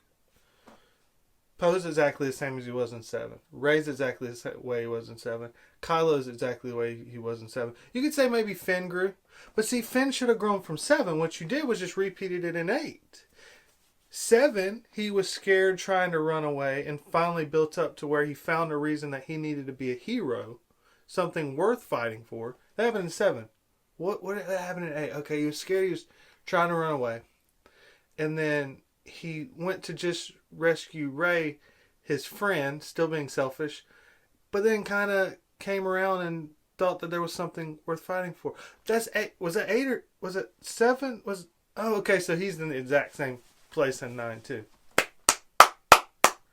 Bravo, Rian Johnson. You made a pointless movie. You made a pointless movie. It's mind-boggling to me that this got made. And so just as kind of like almost a remark to how the movie is, where it's just these weird ex machina moments, which if you don't know it, and like a Deus Ex Machina is, it's in a movie where the character has no way to get away and then something kind of just happens, and it's kind of like a godlike type thing that, like, there's no reason this should happen. If you've seen Lord of the Rings, where they can't get away, and then all of a sudden the eagles land and fly them off. You know, it's one of those kind of things where it's just a plot device to rescue heroes after you put them in a situation that seems like there's no way they could ever be rescued. Like, that there's sure death. And then it's like, oh, no, they've been rescued, and it's fine. You can get one of those away occasionally. Like, yeah, sometimes you got to do that. Sometimes it's okay to draw our emotion in and get us attached and then rescue them. Not when you do it like 15 times in one movie, though. Then it's just stupid. Then it's bad storytelling. Really bad storytelling. And that's what this movie is. Really bad storytelling. And so, after Finn and them are captured, and we're about to have another Ex Machina, just so you know, Hux makes a comment, and he goes, because they're trying to escape down, and there's no way they can know this, because Holdo had a great plan, is that they're going to fly down there. But no, guess what? Benicio del Toro's character, DJ, who was cracking the codes, he overheard Finn talking with Poe that told him the plan, and so now he tells Hux and them when they're captured so that he can get paid off that what their actual plan is. And Hux goes, oh, the wonders never cease. He actually told the truth. So yeah, the wonders never cease, that somehow everything just is handed to you. You don't, this stupid storyline that shouldn't have happened now happened, and now it's just a little plot device to, boop, oh, no, oh. It needs to all fall into place at the right time. And then, oh, another stupid movie trope. Bad guy talks for too long to set up the chance for the good guy to get saved. So what happens, Holdo turns the ship around, and she's going to fly in light speed through the supremacy to be able to, which again, another huge, incredible ship just destroyed immediately. This is a Star Wars problem through all of Star Wars. This isn't just this movie. But she turns the ship around, and they're like, we're going to execute you. We want this to be painful. We don't want it to be quick. And so the stormtrooper executioners are holding the blades down to them, and they lift it up, and it's like, execute them. And then, pshoo, and they're saved. But she flies the ship through everyone else. All these things are being destroyed. Ships just destroyed completely. Guess who isn't hurt? Any of our main characters. That's who. That's who isn't hurt. None of our main characters. I mentioned this earlier. The Snoke and Rey thing again. They're in there. He's getting the information. You're starting to make Snoke look formidable. I'm starting to be like, okay, here's what's about to happen. Rey and Kylo are going to join together, and the next movie's going to be everyone having to go at Snoke because this guy's powerful. That'll be interesting. Now, Snoke does she tries to pull the lightsaber, he flies around. Instead of just flying it back to him, which would have proved, I'm more powerful than you, little girl, stop. He bump it on the back of your head. Let's don't have tension in this intense moment. And then it continues forward. And you have the moment that it just wasn't done well. You killed off a character that everyone wanted to know information about, so it was just pointless. Why would you kill off Snoke? You just cut off Luke, you just cut off Snoke. Why? Those are the people you killed off? And of course Phasma. But, like, really? You didn't kill off any of the new people. Why would you not do that? And you get Phasma, but Phasma hasn't even been in the movie. She doesn't even count for a character at this point. I'm sorry. I really like Gwendolyn Christie, who plays Phasma. But,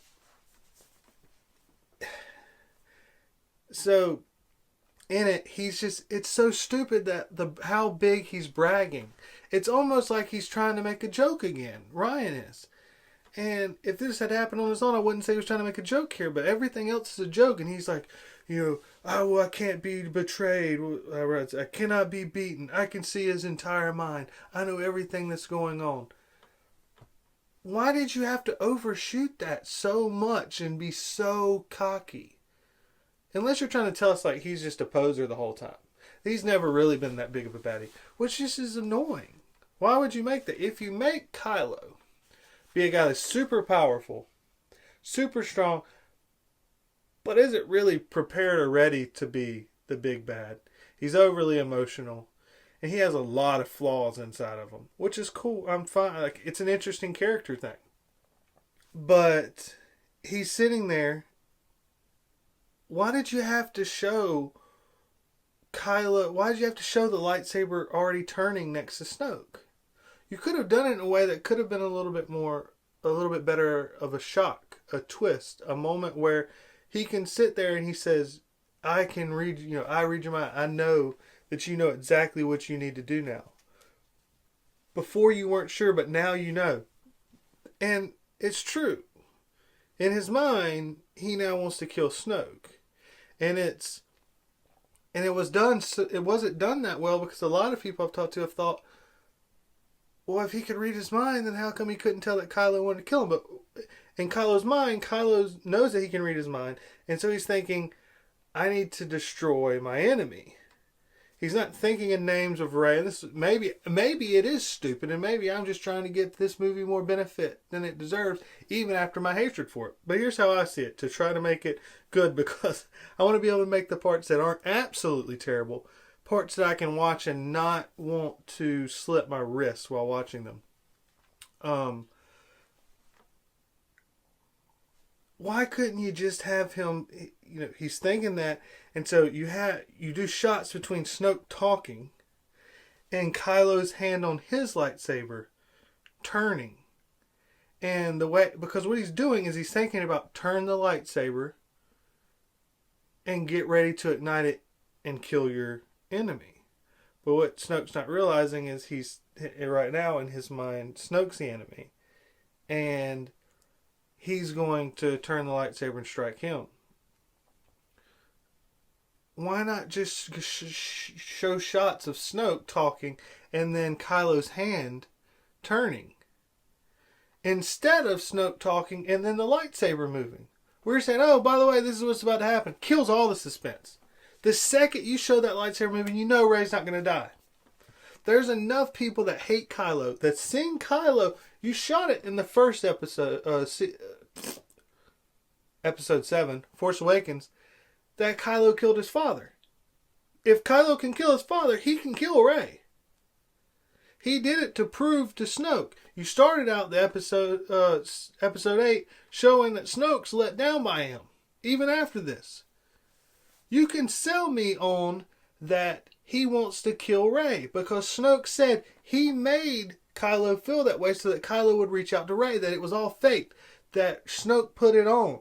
And Snoke said at the beginning, if you remember from that, because there's a few little keys, like comments made here that happen later, and I mentioned some of them, like, Luke saying to Rey, like, wow, everything you just said there was wrong. And he says it later to Kylo. And then at the very beginning of it, when Hux is walking out, and Snoke says to Kylo, because you always ask me why I keep someone so weak and such strong power, because sometimes they come up with a really brilliant plan. And then he says that basically that's what he did with Kylo here, is he used his weakness to manipulate him.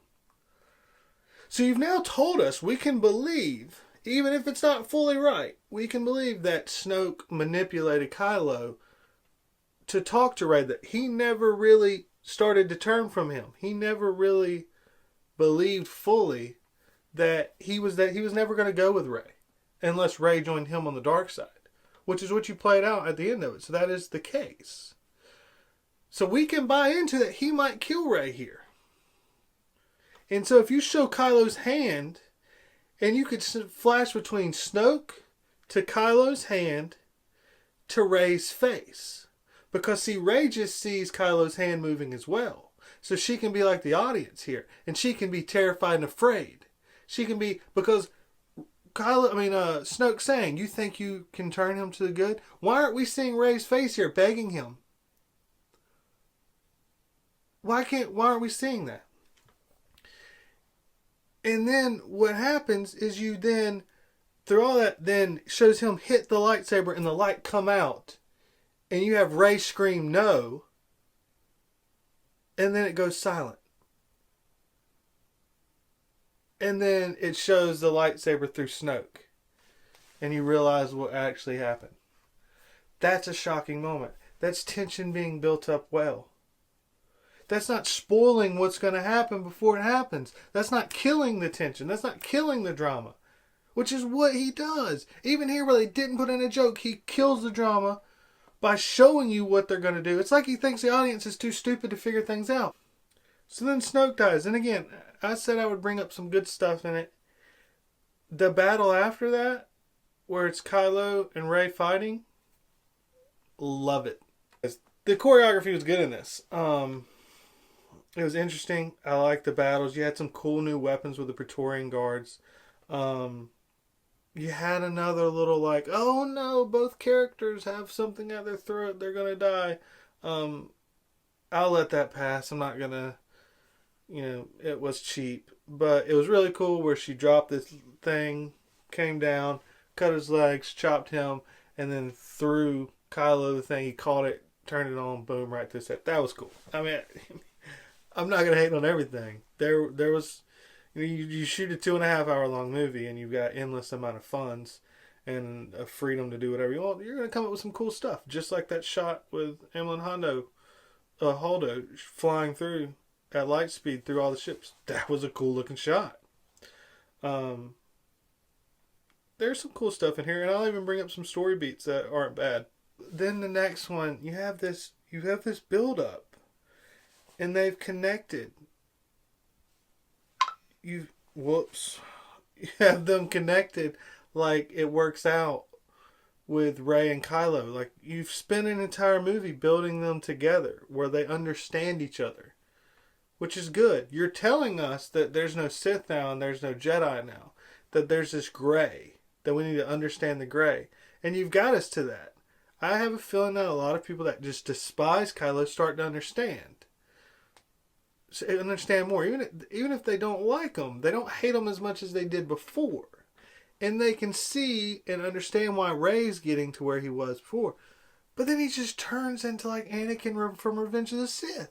He just starts yelling at her. And it's the same thing Anakin said. Like, talking about they must join together and be together. It's just, it was weird. It didn't fit. He had always talked to her in a kind of calm, caring way. Like he really sympathized with her. And then that just disappeared in this. Why? Why did it disappear? There was no reason for it to disappear. And he immediately reverts back to kind of talking to her. And after telling her that her family just left her and that she was a nothing or nobody, it was like, that's not the route to go. But then again, he's done nothing with hang out with a really old man, so he's probably not too smooth with the girls. But he turns around and says, but you matter to me. But then they just destroy all of this that they built up again. Everything they built up in this movie, they just wreck. They just wreck. I thought that there was going to be like, okay, maybe something interesting will come out of this, where it's like, wouldn't it be interesting? You killed Snoke. Okay, so what if Kylo and Rey do join together, and then they go down there onto Crate, and then you see Leia and Finn, and they have to deal with the fact that they just lost Rey, and they go and they just start blowing up the entire place, and a small contingent's able to get away with Chewie on the Millennium Falcon. And they're flying away, and they're talking about they're going to have to go to Luke. And Chewie knows how to get to Luke. And Luke never shows back up, because Luke's not going to go fight and help. But he will come back in episode 9, because now he has 2 people that he's worked with that's turned to the dark side. And it doesn't even have to be raised on the dark side. You don't have to go that she's full dark. But this is a character that's always wanted to have somebody that understood her, always wanted to be connected. Kylo has played that role out. He understands her. He's connected to her. He's the one that she's talked to more than anyone else. That longing to be accepted and connected with somebody, that could have happened there. And then that's going to be enough to bring Luke out. And now you've got something really interesting happening in episode 9. And all this crap, at least there's some character change. You may not like what I'm saying here, and I'm not saying this is the best and this is what they had to have done or whatever, but at least it's something different. It's something that we've never seen before. We've never seen a couple together go dark and go against everyone. Yeah, it's kind of following the beats of Anakin, but it's not the same thing, because it's not. Padme refused to go with him. Well, you just repeated this, just slightly different, where Padme refused to go with Anakin, which is now Kylo, his grandfather. It's like, this is just copying beats exactly the same way. And then you just kill off Luke, and there's no real battle. Why not have a real battle with Luke versus Kylo and Rey? You build them up for 3 movies where Kylo and Rey are both very strong, formidable people, and then the wisdom, the old wisdom of the Force, has to defeat 2 younger, very strong people, and one of them is turned back at the last moment. In episode 9. Where one of them is saved. Maybe Rey, if that's how you want to do it, where she was never fully dark. She saw Luke as a traitor, because in her mind, Luke did try to kill Kylo, because she's on Kylo's side. She believes Kylo more. And she understands where Kylo's coming from. And she's hidden from what the atrocities that the First Order really do when they're leading in power. Because she's with Kylo. And she's accepted by him. It's the first time she's had a real connection with someone else. Because she had a little connection with Finn, but how long was she with Finn? She wasn't with Finn very long. She spent more time with Kylo than she has with Finn. It's just, it would have been something different. But there's nothing different. We're in the same place in episode 9 as we were in episode 7. Oh, man. And so then after Emma Holdo flies through and everyone survives that matters. Finn wasn't hurt. Rose wasn't hurt. Captain Phasma wasn't hurt. Hux wasn't hurt. Kylo wasn't hurt. Rey wasn't hurt. It did nothing. It was just a cool shot. Actually, now I think about it did nothing. It did nothing. Because they still go down the crate. And they still fight them down on crate. And none of the main characters are hurt. It's like, yeah, did you destroy some ships? Well, yeah. You also destroyed the last ship the Resistance had. And there's still more First Order than there was Resistance. I'm sure they still got more money. So you didn't do anything. And yet again, wow, it didn't even hit me. I wanted to like something so much I didn't even realize there's no substance to what happened there. It was just a cool visual. Man, this movie's terrible. So then, Phasma shows up. And, of course, and she's going to go after Finn and Rose. And they're shooting at Phasma. And maybe it was just Rose shooting at Phasma. And then a walker comes up and starts shooting. And again, this might have been okay if it wasn't for everything else. And it reminded me too much of Chopper from Rebels. If you haven't seen Rebels, again, if you like Rebels, do you really like Chopper? I mean, unless you're watching this and you're like 9. If you're watching this and you're not, bravo, kid. You're a Star Wars fan after my own heart. Thank you. But it's dumb, childish humor. This is a serious moment. This is towards the end of the movie that's supposed to be the dark part of the series. And the top comes off so you can see BB-8 doing, oh. It annoys me. It annoys me so badly. So then you have the Finn and Phasma thing fight. And I'm glad Phasma kicked his butt. Because the comics, the novel, it says Phasma is going to kick his butt. Like, there's no one not a Jedi that should ever be able to beat Phasma. It just shouldn't happen. So he shouldn't have been able to beat her, and he didn't. Until she knocks him over the edge, and it's like, oh man. So Finn's the one that's going to die. I kind of thought when I didn't know who was going to die. I didn't know how they were going to kill anybody. I picked Finn or Poe was one of the two that could die in this movie. And so when that happened, I was like, they finally killed someone off. Nope. No, they didn't. No, that would have taken some serious. That would have had to matter or mean something. And no. So Finn falls, and then he's lifted up on something. Like, why is that lifting up right there? There's no reason for it, other than you get the hero shot. And this is when I gave up on the movie. Again, I tried to care. I tried to believe something important was going to come out of this. But you just had Kylo and Rey, and you just ruined that storyline. And everything else that's gone on the entire movie. I realized that the Poe and Anvil and Holdo thing was absolutely pointless. So I kept saying Hondo, it's Holdo, but that all of that was absolutely, utterly pointless and has nothing, no meaning behind it at all. And then this happens where he comes up, hits Phasma. Phasma goes down. And then Phasma says, "You were always just scum." And then I guess Michael Bay directed this shot. And he goes, "Rebel scum." And then bombs start blowing up behind him. Fall down. Bombs just start blowing up behind him. It was just like, are you kidding me right now? Is this a joke? I was expecting the movie to cut off and be like, "Oh, sorry guys, we had to play this joke on you." The movie starts now. That was Spaceballs Part 2. That's what you've been watching. That, and then how does Phasma die? Oh, the ship just starts falling apart. At least, I mean, you might as well, since you're going for it, you might as well have her scream like Boba Fett did before he died. So then you could just really let people be really angry about it. And then, of course, they're able to escape and get away, as is always the case. Then it goes to Hux, and he finds Snoke up there. And Snoke's laying on the ground. It's clearly supposed to be like a funny shot. You're still playing humor up. You can't even tell us that, oh, this is a big deal. You can't tell us that. And to add that it's a humorous moment, then his legs fall down. See, I did that earlier with Finn. He fell. Up, humor. Did you guys laugh there? Was that funny?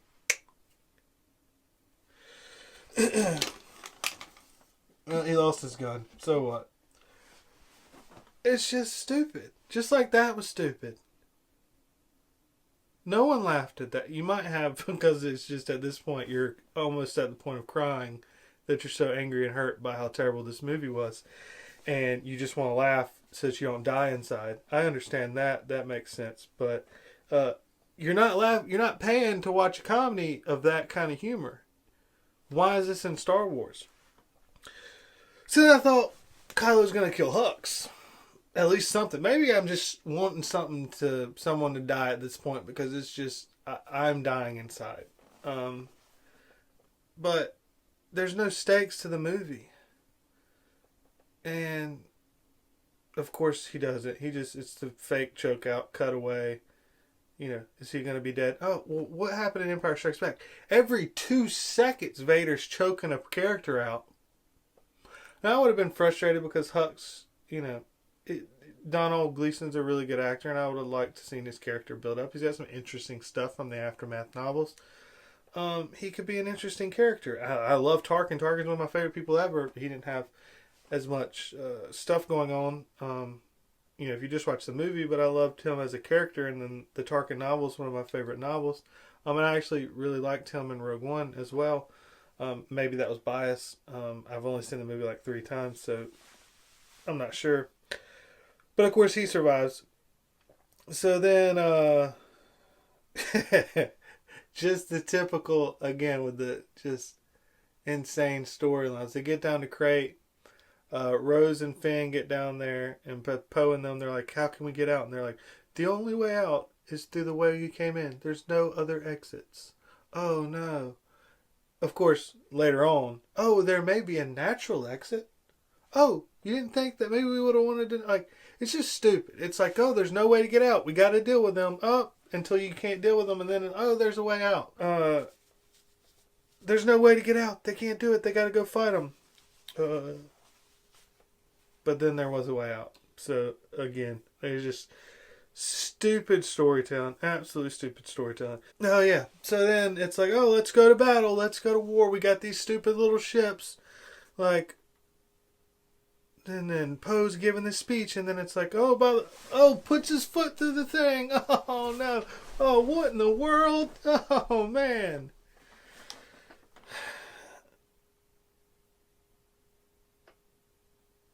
It was just Three Stooges humor. Again, we're going into the final battle. Can't we have some seriousness? There's no escaping. You've told us there's no escaping, even though there is. Fake drama, as always. You told us there's no escaping. We see the ships are rickety. Do you have to kick his foot through and his foot fly through the bottom of the thing? No, you don't. We understand. There's these little bitty ships. There's these huge ATM-6s. We got it. We understand they're in trouble. It's just trying to throw in humor when humor is not necessary. And humor that kills the drama of the moment.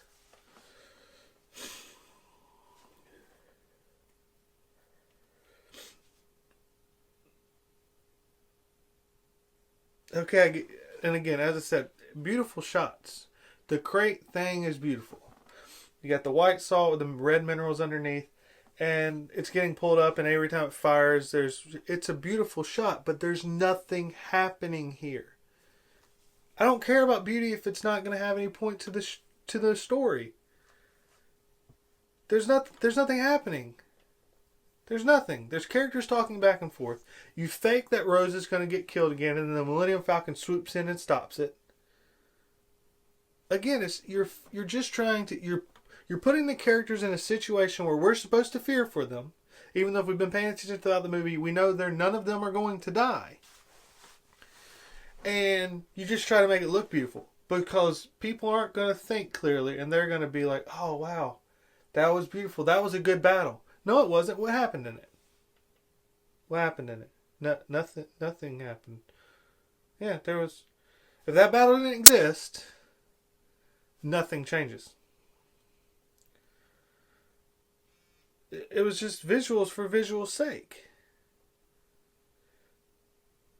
You're not even getting to see Poe kill off people. Like, it's not even like cool action scenes. The Millennium Falcon flies off. I thought it was kind of cool that Rey was in the bottom and was shooting around, and she was like, "Oh man, I like this part." I'm like, that stuff was cool. It wasn't so much that it was bad, but with everything else, it was like there was nothing.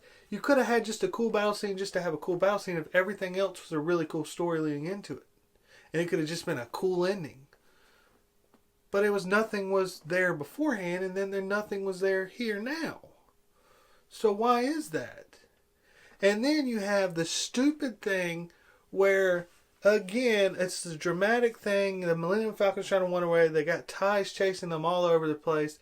And then they swoop down and Porg flies into a window. What? What is this? Why? Why is that here? What is your obsession with Porgs, Rian Johnson? And that's not enough. 10 seconds later, he makes a couple turns, and then the Chewbacca's got to knock the port over again. You're killing drama. You're killing emotion. If someone is still into this movie thinking that it's legitimate and someone could get hurt, you're still trying to kill it with stupid humor. Not good humor. Not witty dialogue. This isn't smart storytelling. This isn't good screenwriting. It's stupid gags. Then finally, it's like, okay, we're finally going to get some real emotional things. Something's going to matter. Something's going to change that's going to cause an effect. The characters going into episode 9. Something real. Something serious. Finn's going to give himself up. You finally completed his story arc, which is just a rehash of what happened in episode 8, as I said before. But Finn's finally said, it matters. I'm going to give my life so that the First Order can't win. And you have, again, another one from the first time. This slow motion kind of like music swelling up. It's really about to happen. I was like, okay, wow. Here they go. Thank you. You're finally going to do something. And he's going. And then here comes Rose. Takes him out. No, another Ex Machina here. I mean, I'm going to have to do a counter on how many it is. It's insane. But it's like you wanted to play the emotional card. You wanted to fake us out. You wanted us to think that you're going to do something again that matters, and then you don't do it. You want to get the emotional strings pulled, but you don't want to have to pay the cost of it. And so nothing happens. No one has to deal. Rey doesn't have to deal with, oh, I lost Finn. Because she just gave up. That would have been great. Just thinking about it now. That would have been great. She gave up on Kylo. The only other person that she has a real connection with, maybe Chewie, but the only other person that she has a real connection with is Finn. You even see at the end of the movie, her and Poe just met. But she doesn't know Poe. She knows Finn. Well, what if Finn had given his life? Now you have something that matters. Could she have been conflicted because she could have stayed with Kylo? Does it make her hate Kylo more? Something could, but there is nothing. There's no change. So Rose does that, and then what's Rose's reason? No, we're not like the First Order. The First Order, we don't kill our enemies because we hate them. We save people because we love them. Oh, that sounds so amazing. Wow. Oh, what a meaningful moment you have there. Such a great line. What was Finn doing? Finn was sacrificing himself. He was saving everybody else. He was saving all those he loved. He was doing what you were doing. You just repeated it. Why is it okay for you to try to take him out, but it's not okay for him to take himself out? Because you could have died. You could have killed both of y'all in that very easily. First off, if they're both raggedy old ships, and they're both kind of next to each other. Now I know he's a little bit behind, but how was she able to get far enough ahead that she could swing out and then able to connect? Whatever. I'm not going to play into those little things because I'm sure you could play into it with a bunch of other Star Wars films. And ironically, I'll say I don't want to overthink it, but that's just so stupid. Your argument is you save the ones you love. That's what he was trying to do. That's what he had given himself up to do.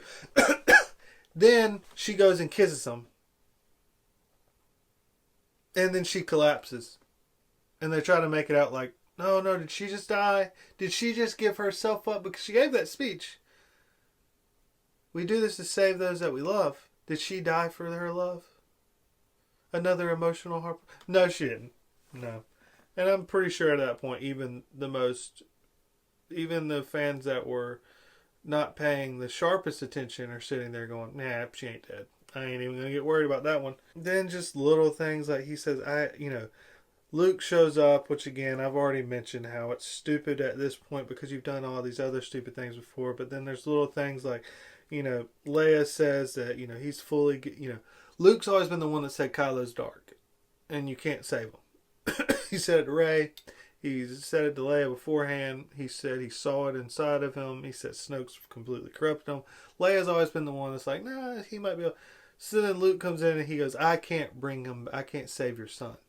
And she goes, I know. I understand. I used to believe he could be saved, but now I don't believe he can get saved. And then Luke goes, no one's fully ever gone. What? It's the same thing with before. When he's trying to burn up the Jedi stuff. And then it gets burned up and then he's like, those were sacred. You were just going to blow it up. You just said that he's gone, that you can't rescue him. And then Leia goes, I know he's gone. No, not everyone's gone. What? Is this some stupid thing that Rian Johnson just decided at the end? It's like, no, we still want to play this little thing that maybe Kylo can still turn. It's so dumb. A lot of people are like, Kylo can never turn good after episode 7. I didn't believe that. But now after episode 8, he can never turn good. So then, when I first saw it, it was a nice little touch to have that Luke had short hair in the thing. Because I was like, really? He had time to cut his hair? And the little humor there was, he was talking and she goes, I know what you're going to say. Yes, I changed my hair. See, that was humor. But I thought it fit the character. Like, it didn't bother me. Like, that's kind of Leia's humor. And they joke a little bit so they don't have to deal with the seriousness of what's going on in their life. Because they've had a really tough life. And it's not played as humor. It's played as kind of a sad, emotional, I don't want to have to deal with everything that's happening right now. I'm just, let's just pretend everything's been good kind of moment. Like, it was a sweet, good moment. I really liked that moment. I'm glad that happened. That was one of those good moments. Then he goes out and fight, and again, it was a callback when Ray said before was trying to get Luke, and he's like, what do you think I'm going to do? You think I'm going to go out there and fight their entire army by myself? It's what he does. It's like, bravo, Rian Johnson. You are a good storyteller. Wow, you can connect two lines together. How about you make a full story that's good and not just like little Easter eggs? Like, oh man, one day someone's going to look at this and they're going to be like, wow, look how brilliant Rian Johnson was. He said this earlier and then it happened, but it was in a completely different way. So then, is this going to be another thing that we do in the Star Wars films now? Because it happened in Rogue One and I loved it. Don't get me wrong. This isn't a hate thing. I love the moment with the Darth Vader at the end, just showing his power and just wrecking fools. Absolutely beautiful. And that shot with him standing at the edge of the ship that's broken off as the Tannin 4 flies away, like, I mean, wow. But they trick you by having a great big battle scene at the very end, so when you leave, you're like, man, that was awesome. It's like the rom-coms, where at the end of the rom-com, you have the couple walk off into the sunset kind of thing, or ride off into the sunset, and then you have like a hit song, like a happy song play, and it's like, so you walk out and you're like, you got that song kind of in your head, and you're like, man, I had a good time. You don't think that was a stupid movie. That was a dumb movie. Because you're only thinking about the last thing. Is that what Star Wars is doing now? Because it ends with, let's have a big battle scene. Let's have the lightsaber thing. We're going to stop, pause. And all we're going to have is just Luke and Kylo fighting here in front of everyone. Really dumb. Even if it was all the other stuff. Like, if you just think about it. It was so stupid that you have all these walkers sitting here. Kylo's ship up there. You've got the entire Resistance base right here. And everybody's just watching two people in the middle of it. Man, it was dumb. It was like some WWE stuff. Like, it was just stupid as a whole. Now I think about it, the more I think about it, it wouldn't even have been good to begin. Like, maybe if everything was great, I would have let it pass off as like, man, that was a cheesy ending. But it was cool to see Luke and Kylo fight. But is that how it's going to end now? Is that you're going to have these battles so that you can be like, wow, that was cool at the end. Which they did do the exact thing I talked about with the rom-com at the end, where they play the Force theme to end out and they have the little kid, which the little kid is from Rian Johnson's film before, Looper, which was a brilliant film again. I'm not a hater of Rian Johnson. I am now. I despise him. So, my brother told me someone on Reddit posted, we forgive you, George Lucas. It's true. I forgive you, George Lucas. Poe made a little comment. I didn't have time to take notes on everything while I watched it the second time, but Poe made a little comment. It was like, oh, wow, Luke's going to go out there and fight Kylo all alone in front of everybody. Yeah, we can see that, Rian Johnson. You don't need to exposition us everything. There was a lot of exposition in this. But in this movie, you didn't have to tell us that Luke's walking out there to fight Kylo. We can see that. We can tell. I'm not dumb. No one's that dumb. But it's throughout the entire movie. I just don't have all the notes on all that. But I wanted to point that one out because by the time I got to that and was writing all the notes, I was like, man, there's a lot of that in here. You guys will definitely believe this if you've made it this far. All 5 of you that's left over after 2 hours of video. But it died again. So this is like my 5th time attempting to finish this video. And so I'm going to actually finish it. I'll start this one off with possibly the worst thing and the final terrible thing about this movie that just, if everything else was perfect, would have just ruined it. I hope no one thought this was cool. This is indefensible, being in a Star Wars movie. So, if you know what I'm talking about, following us at the end, you have the moment where Luke Skywalker's being shot by like 10,000 shots from the ATM-6s, and it's this insane, like, over-the-top thing where even Hux is like, you think you got him? Kind of thing. So it's stupid to begin with. Along with the rest of the movie, it's stupid, stupid, stupid. I thought I'd be able to begin this one since had to pause in the middle of my rant, and so I kind of calmed down a bit that I would end happy, but this part just pisses me off so bad.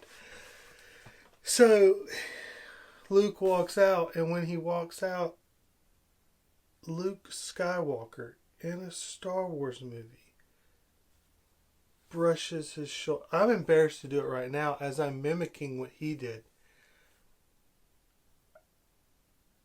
He brushed his shoulder off. He brushed his shoulder. A lot of people complain, they're like, it's kind of cheesy in Rogue One where Darth Vader made the comment, don't choke on... I'm sorry, that was terrible. Don't choke on your aspirations. I should have never attempted to do a Darth Vader voice.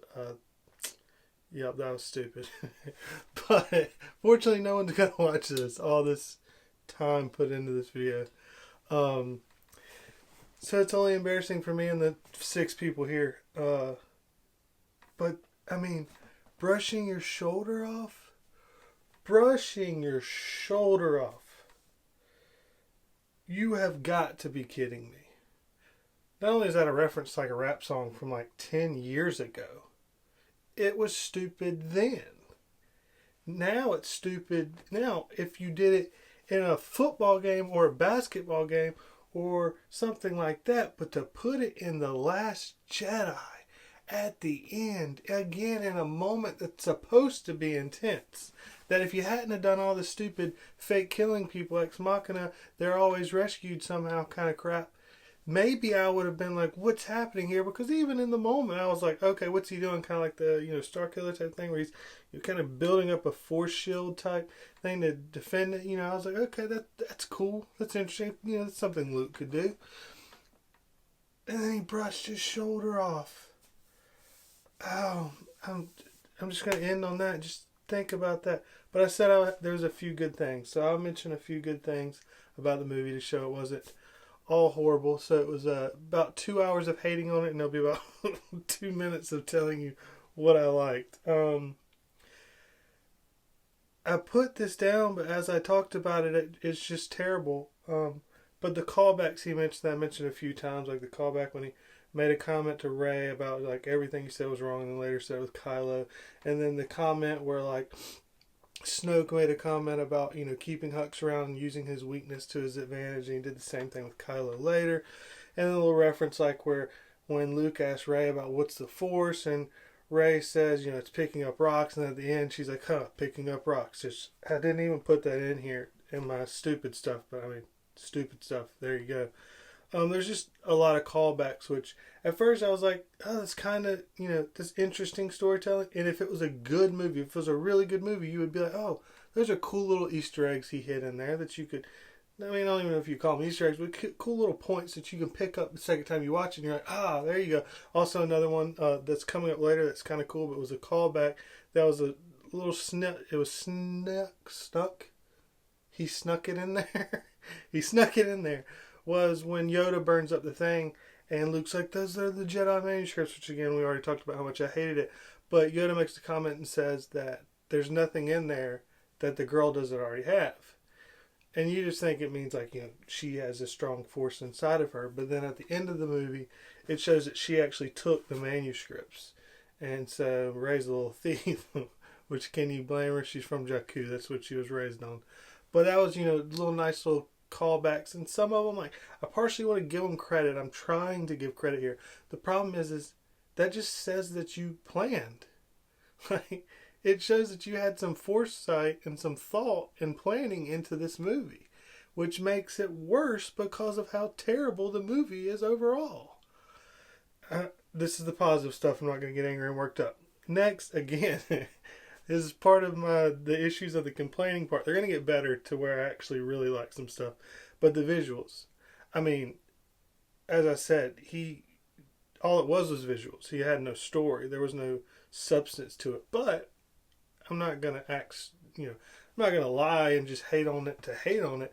I didn't watch the prequels when they first came out. So by the time I watched them, how they looked were terrible. Because it was outdated.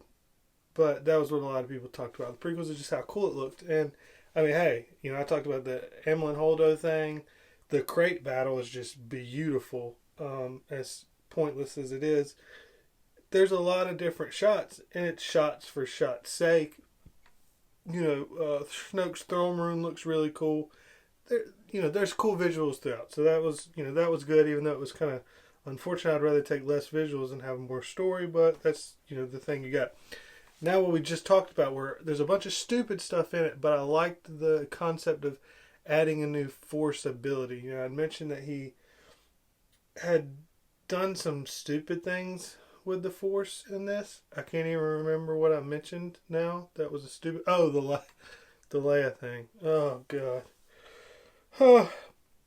But I'll just call it the force illusion that Luke did when he was on Octu, and then kind of made himself be on Crate. That was interesting. Then the stuff with Luke and Leia.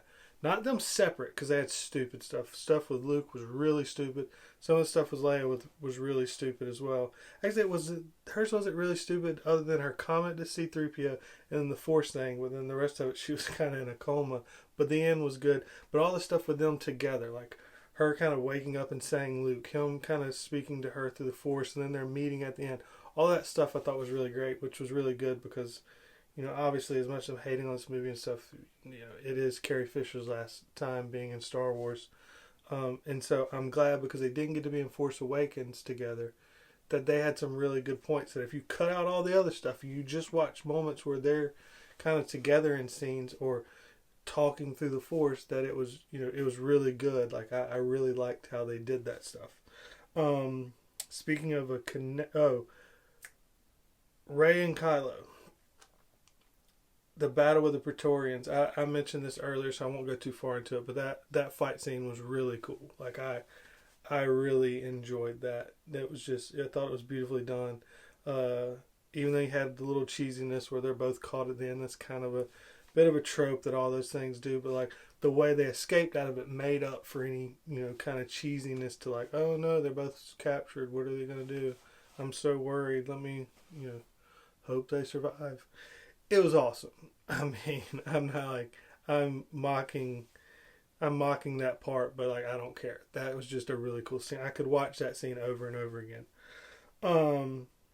Then the other cool thing that was really cool, when you just focus on that and you don't go to the stupid gag cutaways that Rian Johnson did all the time, but it was a really interesting thing that we haven't really seen fleshed out this way in Star Wars, and so I like seeing new Force things being built up and kind of expanding. And Rian Johnson didn't expand much of anything in this movie, but he did with the Force Bond. Of course, he killed it by the end of the movie, as he did with everything.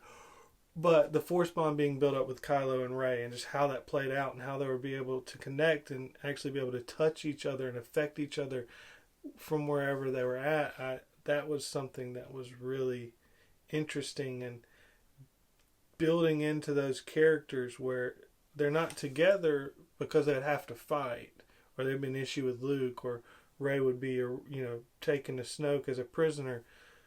But they were able to kind of have their own little special moment or time to build up these characters while not taking them away from the storylines that they're following at all the other times.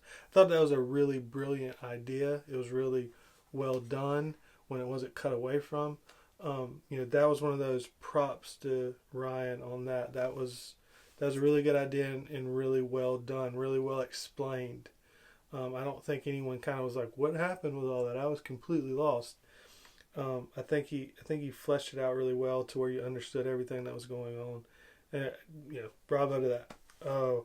One more thing that is just bravo. I mean, absolute bravo to him on this is the flashback stuff with Luke and Kylo.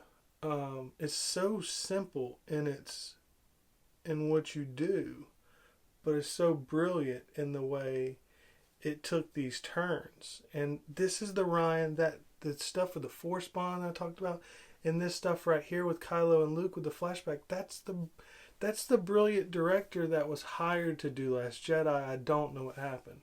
I said it at the beginning, I'll say it one more time here, like I've been a fan of Rian Johnson. He's ruined it now for me at this point. I don't know if I can ever watch anything he ever does again.